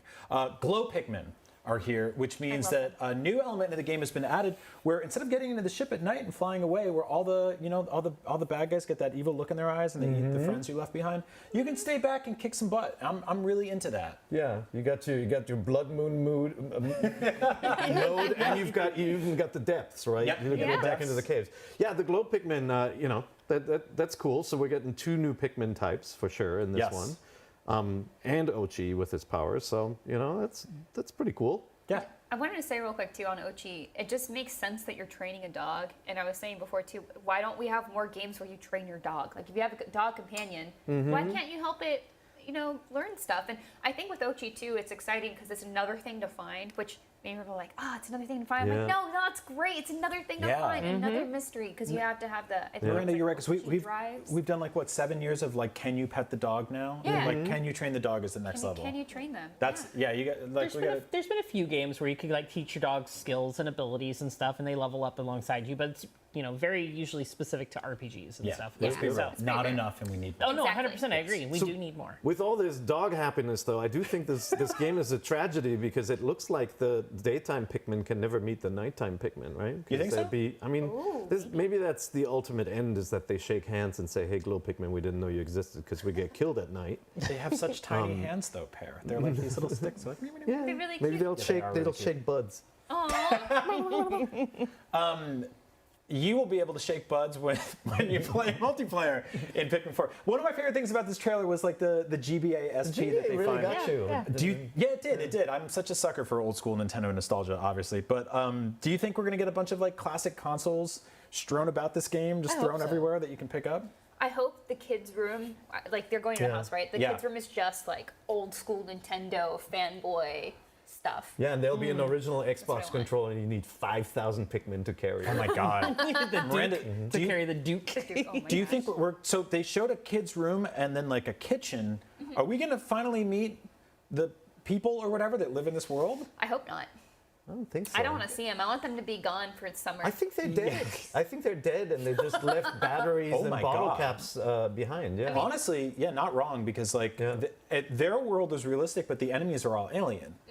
Yeah. So maybe they all died. They're not. I mean, the bugs are just regular bugs. You just have never looked closely enough at a ladybug to see that it's really a bulb orb. Like our science is limited, Brian. We can only see what we see. Yeah, I don't know if you listen to science podcasts, but a lot of places are really underfunded, and there's a lot less we know about animals than we think. So you just got to. If we invent something like a microscope or something, we could see that this is actually pretty. I honestly had no idea it would ever get this dark. Talking about, but you know what? It's Pikmin. Pikmin is a super dark game. It really is. Yeah. It really is. There's a lot of death. Yeah. There's a lot of death. There's a lot of drowning. They burn. They get electrocuted. Crushed. They get crushed. They do. Those big things stomp their butts right on their heads. They get eaten. And if you want to play Pikmin right now, you can download 1 and 2. That's right, Pear. Go feed the Pikmin to the Bulborgs. Both excellent games. Yeah, that means all 4 Pikmin games, because we're not talking about the DS one, are available on Nintendo Switch, or will be. Hey Pikmin doesn't exist. The developers of Hey Pikmin are working on Sonic Superstars. Did you know that? That's not good news. Yeah, they also made Balan Wonder Zone or whatever. Oh, that's not good news either. But Sonic looks really cool, so I will not hold that against us. Yes, exactly. There was that other platformer, the with the yo-yo. That one looked really good. I forget what it was called. Yes, Super Yo-Yo House. Super Yo-Yo House. No, yes.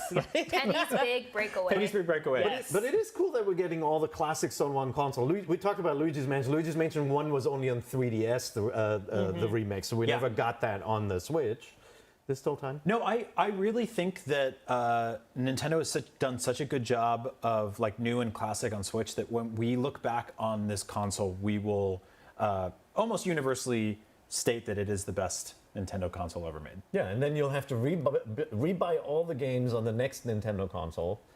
But you'll have your Switch. But that's the thing, is like Switch is so easy to store, charge, and use anywhere that I feel like whatever comes next, it's just so easy to keep this ready. It's kind of like the GBA. It's kind of like how when we were in the 64 GameCube era, many of us still had our NES or SNES and stuff like that. But that stuff was very locked to those consoles. Where the Switch now, as we move to further generations after the Switch, we'll still have our Switch because it's a better console for preserving those type of games and those experiences. And it has a USB-C charge port, which means you'll have a charger around. Because that's my biggest issue with classic Nintendo handhelds. Like, I can't find that GBA micro charger. I don't know where it is. I have no idea where that is. It's like a different shape from the GBA SP one, too.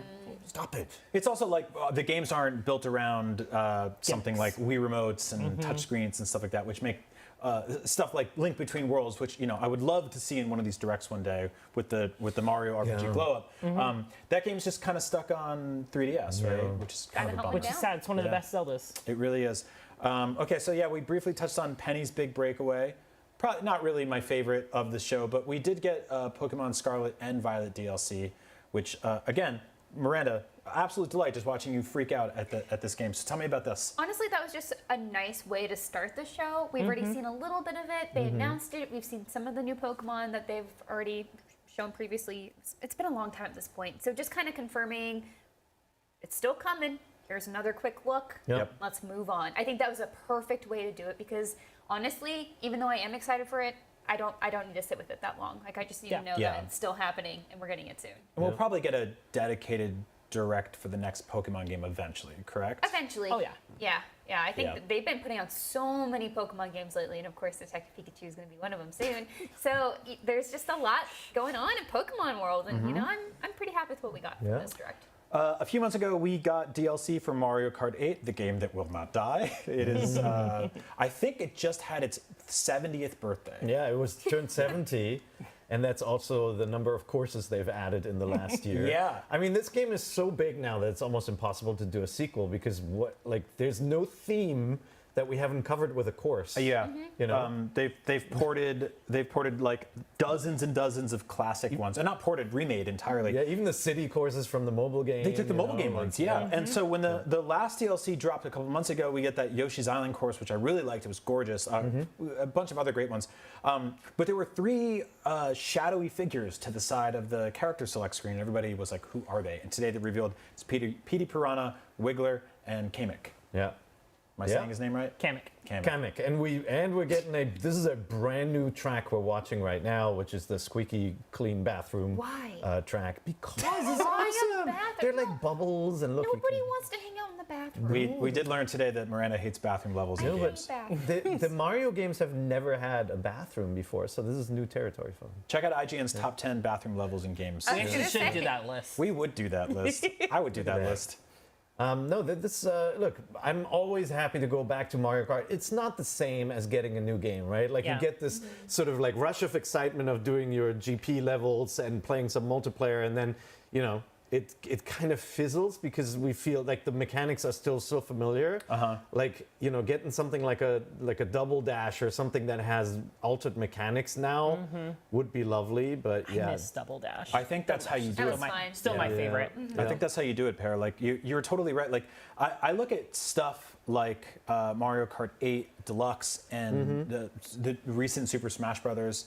Like they just put so much into those games that it's almost like a where do you go from here type of situation. And they're continuing to sell incredibly well, as you can see. Like they keep making content, at least for Mario Kart. Smash is done. But I don't know what you do from here. Honestly, I genuinely don't. It's got to be the next machine, right? Like when Switch 2 gets announced, that's the sort of now we're counting to 9. You get Mario Kart 9, and look, a lot of the games that we saw today aren't exactly pushing the system in major ways, right? We got a 2D Mario game, we got an isometric 3D Mario RPG. This does not appear to be the year of a hardware refresh, right? No. And maybe a Mario Kart and a Metroid would be better to go with. It very much feels like that year of like, hey, let's master what we've got. And like, we don't need to worry about pushing the envelope right now. We're already working on that for in the future. It's kind of a nice time for them to start looking back at these old properties and titles. Do those remasters. They're not as heavy. Prep everybody for the next console that they put out and have the continuations of those games. And so everyone's now familiar with them again. I'm actually surprised we didn't get like a Donkey Kong Country Returns remaster or something like that, right? Going back to the we'll talk a bit later about the stuff that wasn't here today. But this Jade, I think you're onto something. This did feel a little swan-songy, right? And not in a bad way, right? No, in a great way. Some of the best stuff happens towards the end of a successful Nintendo console's life cycle. Unsuccessful, not so much. Like you get a Zelda game on 2 systems usually. Is what happens, usually right? they build the bridge between. They're like, you got to buy the new one. And so there was nothing really here that was like pushing the system to its limits. I think Tears of the Kingdom was the biggest flex on that. We're good there. Yep. But it does feel like they're sort of being like, we're victory lapping a little bit here, right? We're getting towards the end. They're not ready to announce new hardware yet. We might get one more direct in the fall or winter potentially, but I think after everybody bought their Switch OLEDs this Christmas, they'll say there's a Switch 2 coming next year. Yeah. They'll announce like a beautiful redesign that's just cosmetic. We'll all buy it, and then the next day they'll be like, haha. I'm glad I don't have to, because there's no chance they launch 2 Zelda Collector's Edition consoles in 1 year, right? They'll get you. For Switch, there's They'll no way. get you for there's something. No way they do it, right? They'll Please get you tell for me. something. Please tell me that. They're gonna get you for something. Like, no, I only buy Zelda Collector's consoles. Those are the only Collector's consoles I ever buy are Zelda ones. They're gonna make a Switch that matches the exact pattern you have in your hair right now. Okay, I might have to buy that. Yeah, and they're gonna do one for me too, where it's just. Well, what would that? I mean, that would just be the OLED. That would be the standard OLED. No joke. That's a Splatoon Joy-Con, though. Yeah, it is. Yeah, that was inspiration. Splatoon. Those are the best. Because strawberry ice cream is the best. It is, and not mint chocolate chip. So no mint chocolate chip. I'm doing this again. This is a strawberry household, and if you guys don't like it, you can leave. Look, if you eat ice cream, we'll get into this real quick. There's a new thing for Splatfest. They showed some options in terms of which side you want to be on. We had strawberry. We had vanilla, and then mint chip. And mint chocolate Or no, chip. just mint. It wasn't even mint chocolate chip. Was it just mint? It was just mint. It had chocolate in it. But it only said mint. You guys are such mint haters. Maybe there's just rocks. Maybe there's just rocks in their ice cream. Did you see chocolate? Yes. Like little specks of chocolate? But the strawberry didn't have strawberry seeds in it. You know, I don't need to see strawberry seeds in. Is it artificial strawberry? You guys have bad taste. It's not official strawberry. I think both of you should just play Team Vanilla. Look. No, Anthony Gallegos in chat. What? Mint chocolate chip tastes like toothpaste. Thank you. Thank you, Anthony. I love you. We have to take a quick break. We're going to go get some real ice cream. You better run. No, we'll be right back in just a few seconds. We're going to talk about some of the games and franchises that didn't make the cut today. Plus, we'll be talking about how we felt about the Direct overall. And we can't wait. So Nintendo Voice Chat will be right back after this, all part of IGN Summer of Gaming. And we'll see you in a second. I was a child of 2 worlds. I am no longer. I am Navi. Watch the world premiere trailer now. PlayStation. Oh, hello there, and we are back with more Nintendo Voice Chat. I'm Brian, that's Miranda, that's Pear, that's Jada. Real quick, I want to talk about the stuff that wasn't there today and get our overall thoughts, but I did want to speed run through 2 things very quickly. One, the Metal Gear Solid Collection, which we knew was happening. I didn't know was coming to Switch. That was delightful. That was a nice surprise. Did we have a date before? I don't remember seeing the October date, because I remember they said fall in the Sony Direct earlier this month, but I think this is the first date we've gotten for it, is the October release date. And this one's got a bunch of classic 8-bit games in it as well, which I'm into, and then manuals and strategy guides. That is the biggest part for me. Yeah. And honestly, I think that an ideal play situation for me for this collection is on Switch, and them having the added bonus of the strategy guides, art books, other detailed paper information we just don't have anymore is incredible. And honestly, I do wish we would get some more of that with these older games that come out. And making sure that we get these manuals and old things revamped and just published in as a readable in the game. Yeah, I totally agree. It's interesting because we're also getting the Metal Gear Solid 3 remake. That looks like it's going to next-gen consoles. But Switch is getting the OG version, plus the old NES games and stuff like that. So MSX, a lot of really cool stuff in here. What was missing was the Game Boy Color one for me, Ghost Babel. Yeah. Kind of a bummer on that one. And also Twin Snakes is not in there. So not necessarily the most definitive collection, but pretty damn close. It's like Volume 1. So Konami does multiple volumes of these collections, so yeah. Yep. Another one we got that we were pretty surprised at is the Batman Arkham Collection, which takes the original 3 Arkham games and not the 4th one, which was done by a different developer. Yes. And we were like, Origins, we were sitting here being like, is this going to be one of those cloud? There were no cloud game announcements today, aside from Mallow. Cloud's an Mario experiment where, you know, they kind of like roll it out to just so they can have a contemporary game on the machine and tick a box. But yeah, the experience hasn't been great, obviously, playing those. But yeah, these games, I mean, this is 2 generations ago, right? Yeah. Like this should be running pretty nicely on the Switch, and then the later game maybe not. Well, the developers did a really smart trick for these games. They have a narrative excuse for each one for why there are no people on the streets except for bad guys. If it's Christmas, they're inside. There's that thing with the buses where they're like, we got to get out of here. Like it's and then Arkham Asylum, I mentioned this earlier, it is very Metroid Prime-like in that a lot of it is, it's very confined. It's a lot of indoors and around the asylum sort of, you know, connected places. It's not the big open world like the last one, right? Where you're literally flying over the city. But I mean, we're playing Tears of the Kingdom, and like the times that it runs best is when you're high up in the sky. I think they can pull this off. I'm skeptical about how well Arkham Knight's going to run, which is the last one that has all the detail, the big expansive city, lots to play, lots to fight. Even though most of the people are inside, there's a lot of baddies on the ground. There are. Shoot at you. There are. I don't know why for some reason I thought these were already on the Switch. Like I could have swore we had these on the Switch. We got one of them on Wii. No, we got was the 4th one on Wii U. I think you're right. Edition? Yeah, the Origins one. Yeah. So also, like, if I don't know if you found all the Korok seeds, you're gonna love Riddler trophies. No. Oh boy, so many of those. Check out the old IGN guides for those. I wanted to talk about some stuff that was not there today. Oh. I wore a shirt. Speaking of Detective Vision, that has Samus and the Mother Brain on it. I was really. It's like I said in the pre-show, 6 years last week. I almost got a little sad. 6 years since we got the Metroid Prime 4 reveal at E3, back when we had that thing. Remember E3? Yeah. That is a game that I'm not going to say is in development hell because I don't know enough about it, but I know it was rebooted in development and had some, you know, team members switch, come in and out. Where is Metroid Prime 4? Like, are we getting this game on Switch?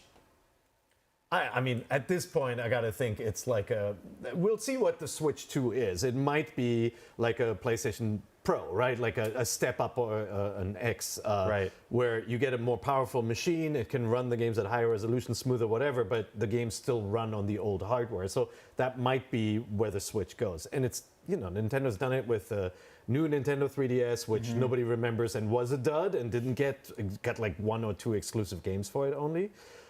So at this point, I gotta think this is the launch game for the new hardware. Right. We've seen, and Metroid Prime Remaster looked fantastic. It did visually. And, you know, a few years before that, we got Dread. So I don't want to like sound too greedy here as a Metroid fan, but yeah, you wanted a taste. You wanted just a little. I wanted it to be I wanted it to be the one more thing today. Do you think at some point it's worth just saying that the Switch 2 is not just the higher powered Switch, it's just the next system? Yeah.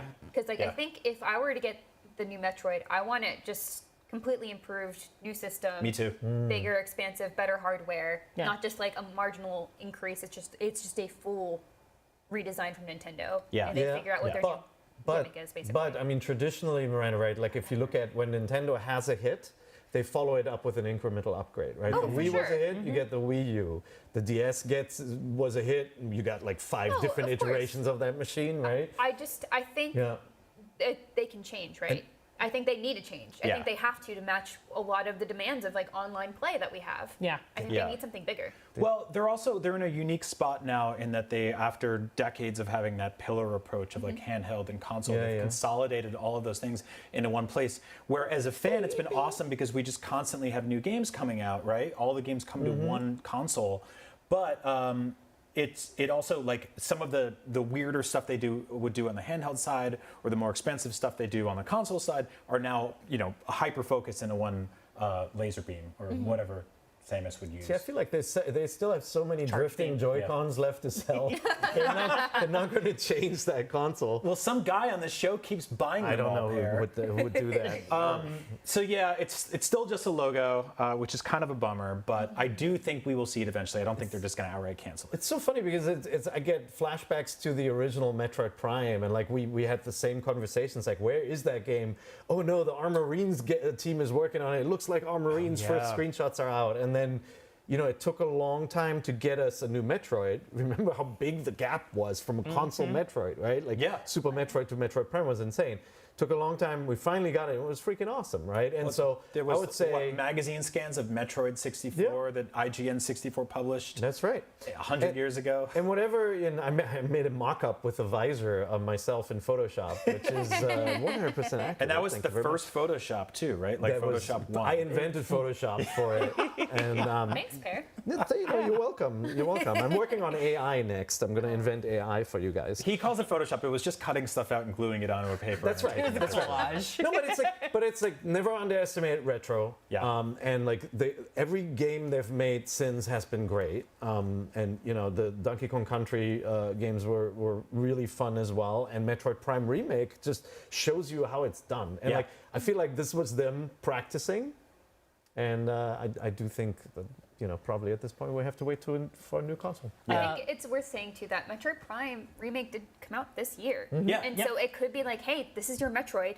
Now you have to wait until next year. Here's number 2. Here's number 3. Yes. Right? Yeah. See, I thought it was the opposite, Miranda, where they were like, "Here's your Metroid. I hope you liked it, because we've got more." Yeah. And it was like, "No, you gotta wait."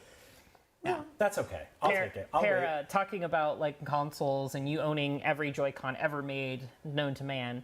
Blardo11 in chat wanted to know, what is your Joy-Con count up to? Oh my God. I don't know. I actually don't know. I have to, it's depressing. It's so bad. No, you never count. I have most of them on little stands, little acrylic stands, and then my kids sometimes borrow them, so it's very hard to track them down. Ballpark it for us. There's just too many.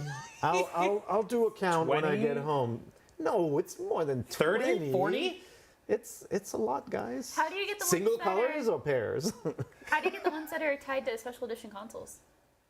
Miranda, I buy the special edition console. All right. No, fair. I've done one. No, in the past, tell sometimes. Miranda about the one you don't have. It's a Labo one. There was a contest prize, exclusive contest prize there on eBay for $300,000. So we're not going to buy those, obviously. Well, I don't think they're selling for that price either. They probably have drift. So they probably do. No, I think the rarest one I have was this Pokemon Special Edition. It's a gray controller with a little Pikachu on it, like a silhouette of a Pikachu. You could only get it standing in line at a department store in Japan, in Tokyo. And my daughter did that for me, thank goodness. See, it's good to send your kids out in the world. It's true. It is. And we all went out into the world recently to play Legend of Zelda Tears of the Kingdom. Actually, I mostly stayed home and played that game. But we got this little tease on the show where they were like, hey, you've all been playing it. Seems like you all really enjoy it. And we're like, yeah, and Master Mode and DLC. And they're like, you get new Amiibo, which was very cool. They're great. Little bummed we didn't get a little tease about what's coming next. Again, don't need more. I played 170 hours of that game and I barely scratched the surface, but kind of wanted more.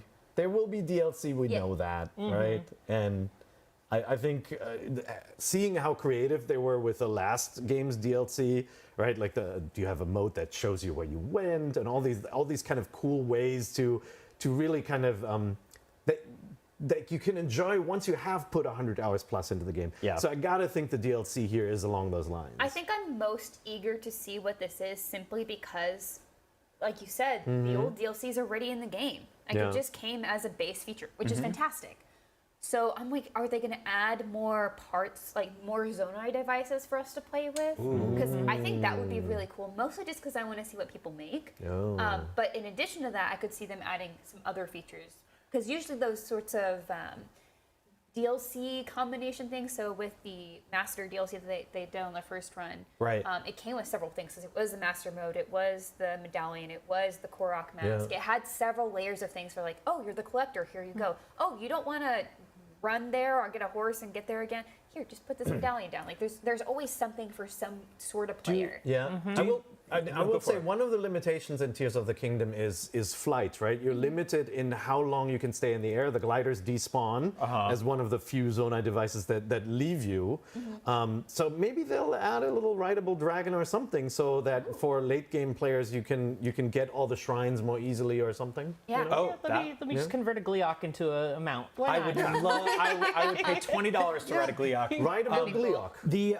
Do you think they would ever do like a Minecraft style creative mode? where it's like there's no one trying to hurt you, and there's no timing, and you just have like a kind of infinite sandbox creativity? Or you think like a 4-player like build together kind of thing? Something like that. That would be really Oh cool. man, yeah. I would love to just be able to play Zelda with my friends again, since Four Swords. I haven't been able to light my friends on fire. I love that game. I haven't been able to light my friends on fire and seeing them running around and then Speaking run of, back at me. we theorize we might get like an announcement of like a Zelda remake or a port or something like that. Does feel too soon, but yeah, still no Wind Waker, still no Twilight Princess HD. Four Swords is decades lost at this point. I mean, I would love to see a Four Swords come back. That's me being very, very selfish. Yeah. But I think next year's the year to see a Twilight Princess, Wind Waker remaster, port, whatever. I think next year's the year for that. I think they're gonna do their victory lap on Tears of the Kingdom this year, and then next year they'll do those remaster ports for all of the traditional Zelda fans who are like, I want my old classic Zelda experience. I want my 8 dungeons or however many are in each of them. I want that experience. I think they're going to give that to us next year, and that's going to be our Zelda to keep us I do keep hope the train so. running. They haven't done the sort of 2D downscale equivalent to a Breath of the Wild or Tears of the Kingdom yet either, right? Like a lot of the 2D games, like Link to the Past evolved into Ocarina of Time, and then Link to the Past got a direct sequel in Between Worlds, but we haven't seen, like, how cool would it be to do a 2D game with Zonai devices and you know, 4-player building, you could easily do it in 2D, right? You want Super Mario Maker Zelda Edition. Yeah, I want devolved, we all? basically. I want devolved. Anyway, we are going to get to our favorite games of the show, talk about how we felt about the Direct overall in just a bit. But first, we're going to take a quick break. So stick around. IGN, Summer of Gaming, Nintendo Voice Chat, Nintendo Direct Special Edition. We'll be right back after this.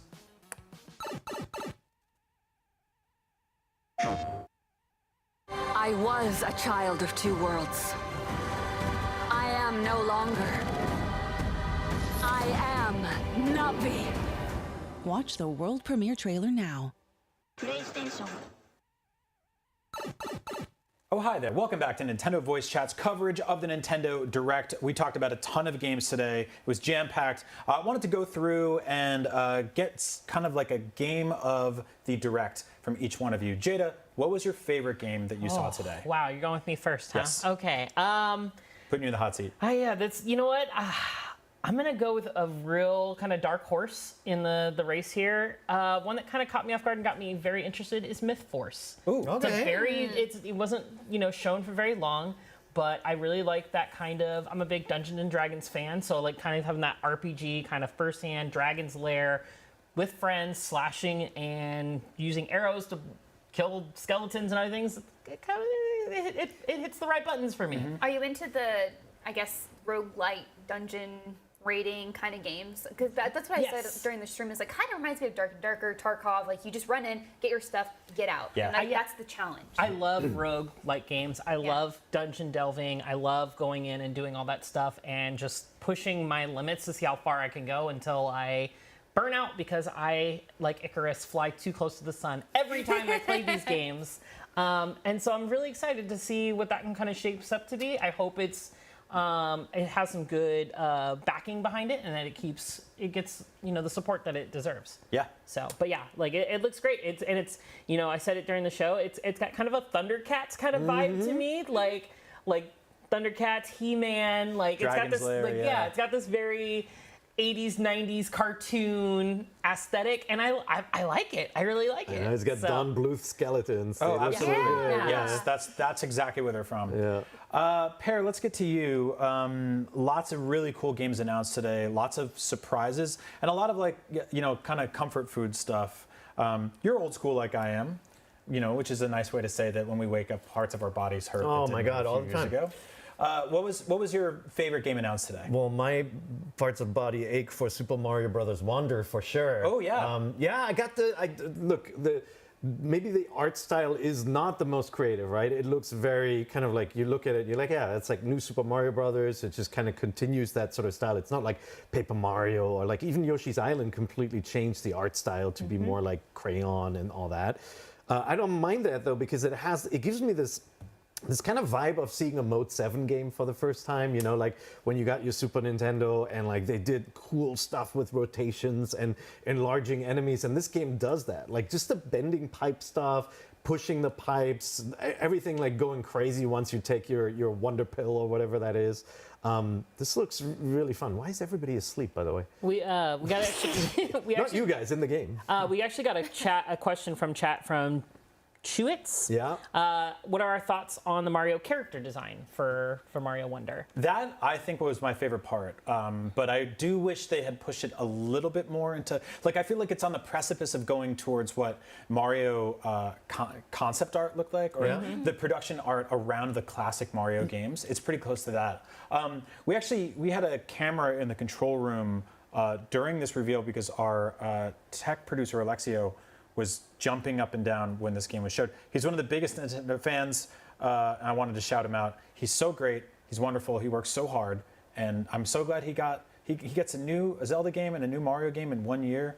Like, dang. You know, and he gets Long Mario. Long Mario. Long Mario is pretty. I don't know if you asked for that, but there's just a lot of stuff moving and rolling. It's like it's using, you know, it's a little bit more Rayman Legends than Mario almost, right? Yeah. But you know it's going to control really well, like all the Mario games have. I always prefer them to the Rayman games, just the way the character feels, like the weight to it.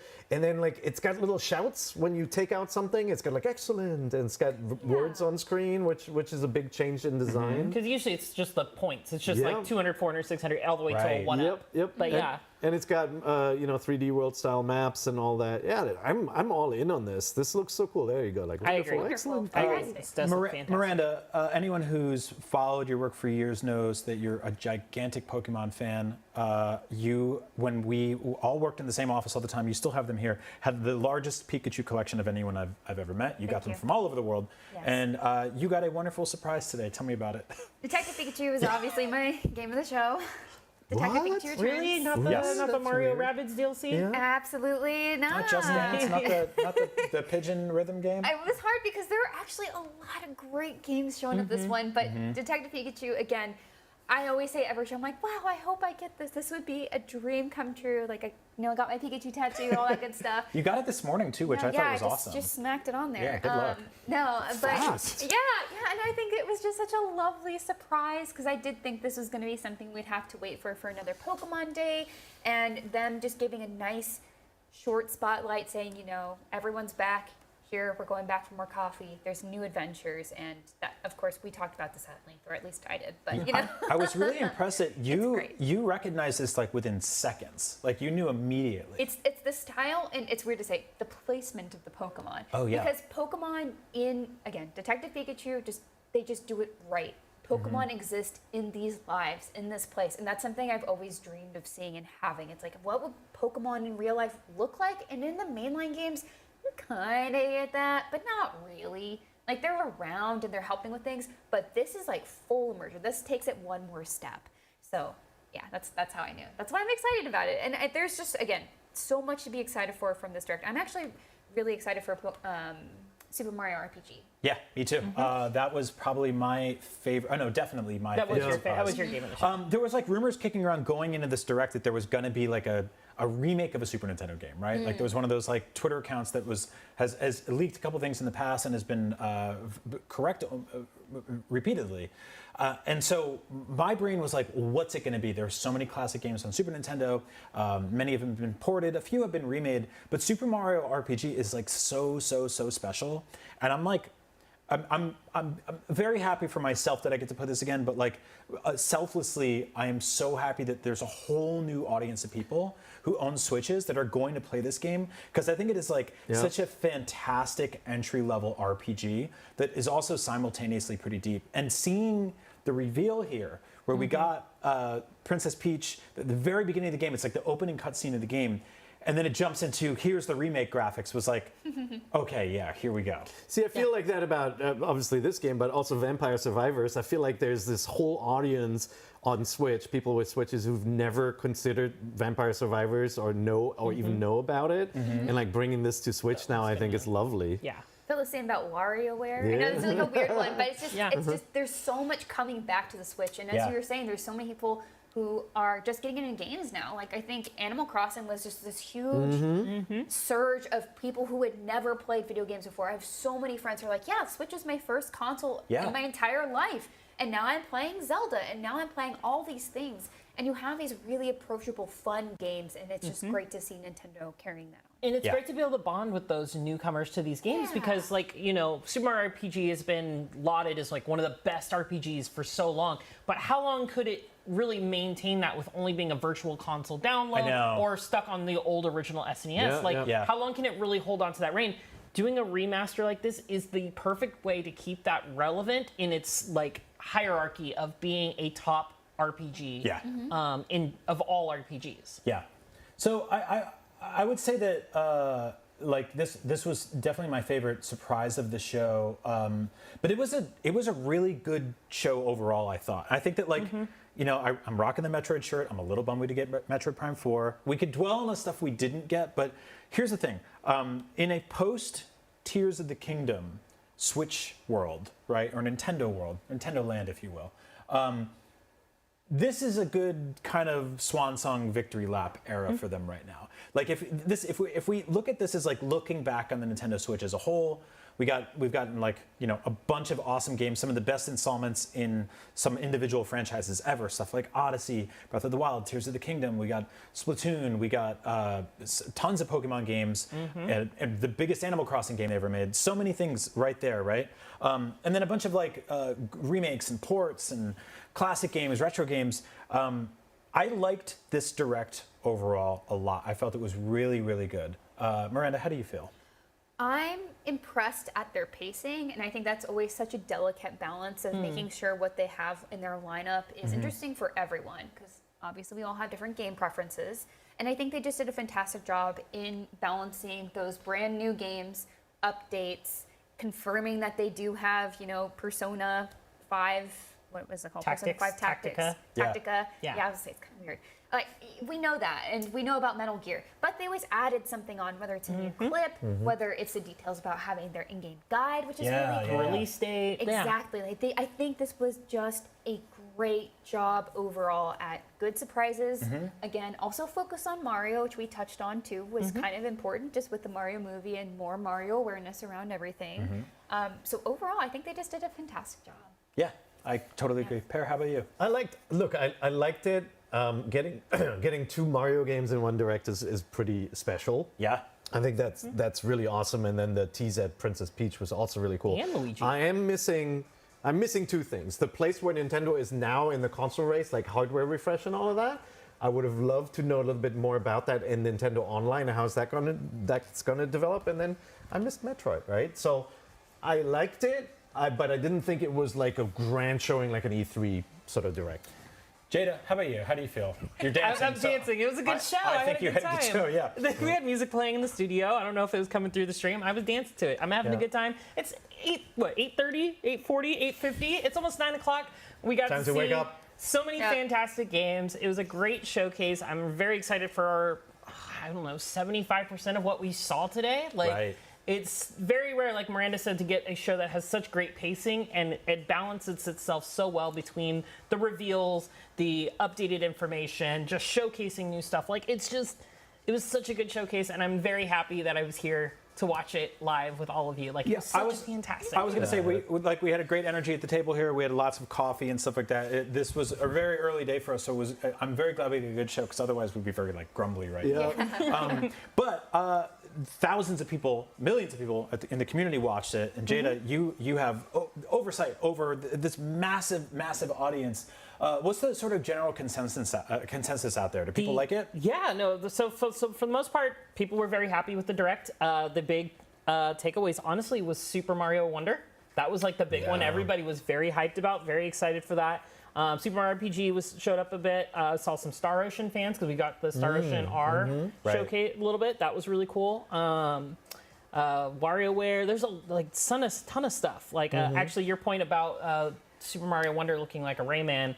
Desus in Twitch chat said Super Mario Bros. Wonder looks like a Rayman x Super Mario World 2 collaboration. Yeah. And you know what? I'm not mad about that. No. So, It did have that kind of weird Mario 2 energy to it. Yes. Yeah, with a bit of Rayman. I dig that a lot. I miss Rayman, but that team's working on Prince of Persia right now, That's right. so I'm not going to complain about that. That's Thank right. you very much. I guess I hadn't stopped to realize, like, this is the first new 2D Mario game on Switch, right? But Why that do you wasn't, ask questions like that? Wasn't that wasn't originally on another console. yeah. I think so. Because we got a port for New Super Mario Brothers Deluxe, which had the Luigi U stuff in it. Yeah, yeah. But they haven't made a 2D Mario game for Switch yet until now. No, this is it. Yeah. Wonder. So again, like I think like the theme for this direct was very swan song. Like let's check off the things that we haven't gotten to yet, and just I don't know, it does feel like the system's coming to an end, but it's not dying a sad death. Every system dies with a Kirby game, so it's not yet time. That's right. There've only been 12 of those on the Switch. There are so many of those on Switch, but they are really, really good.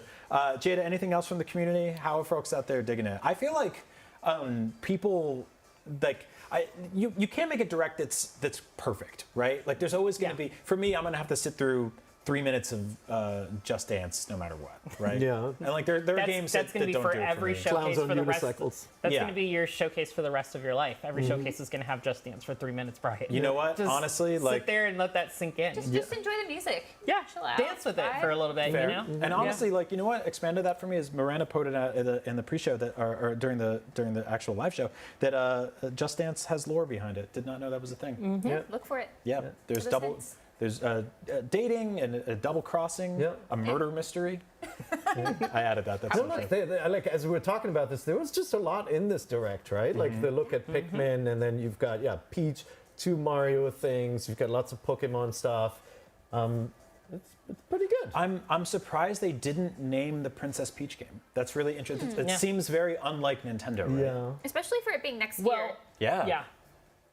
Yeah, actually, the thing about Nintendo is usually pretty good about naming their stuff and having something ready for it. But, maybe it could also be a situation where with Tears of the Kingdom, they didn't want to tell us the name because it's going to reveal too much of, it's going to spoil something. So maybe they're keeping the name until they're ready to show more because they don't want to spoil people too soon. Yeah, or they don't want Xbox to copy their princess game, Xbox taking their princess. And, All right, well, this was a great day. We got Mario RPG, Mario Wonder, WarioWare, Luigi, Pikmin, Peach. Luigi. I forgot about Luigi. Sonic was there, Solid Snake was there, Detective Pikachu was there. Everybody from Smash Brothers was there, basically. Petey Piranha showed up.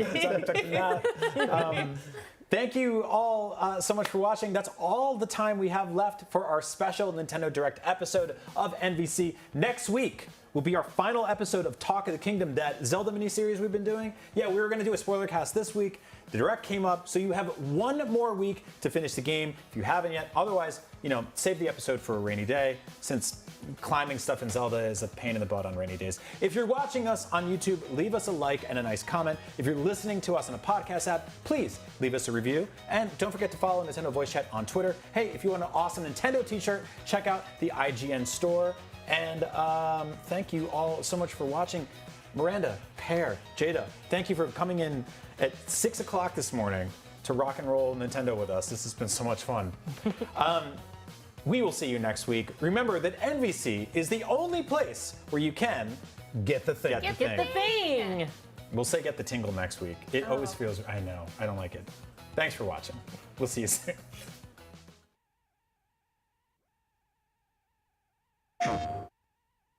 Pandora is under attack again. And I have a choice to make. I choose to protect my home. Watch the world premiere trailer now. PlayStation.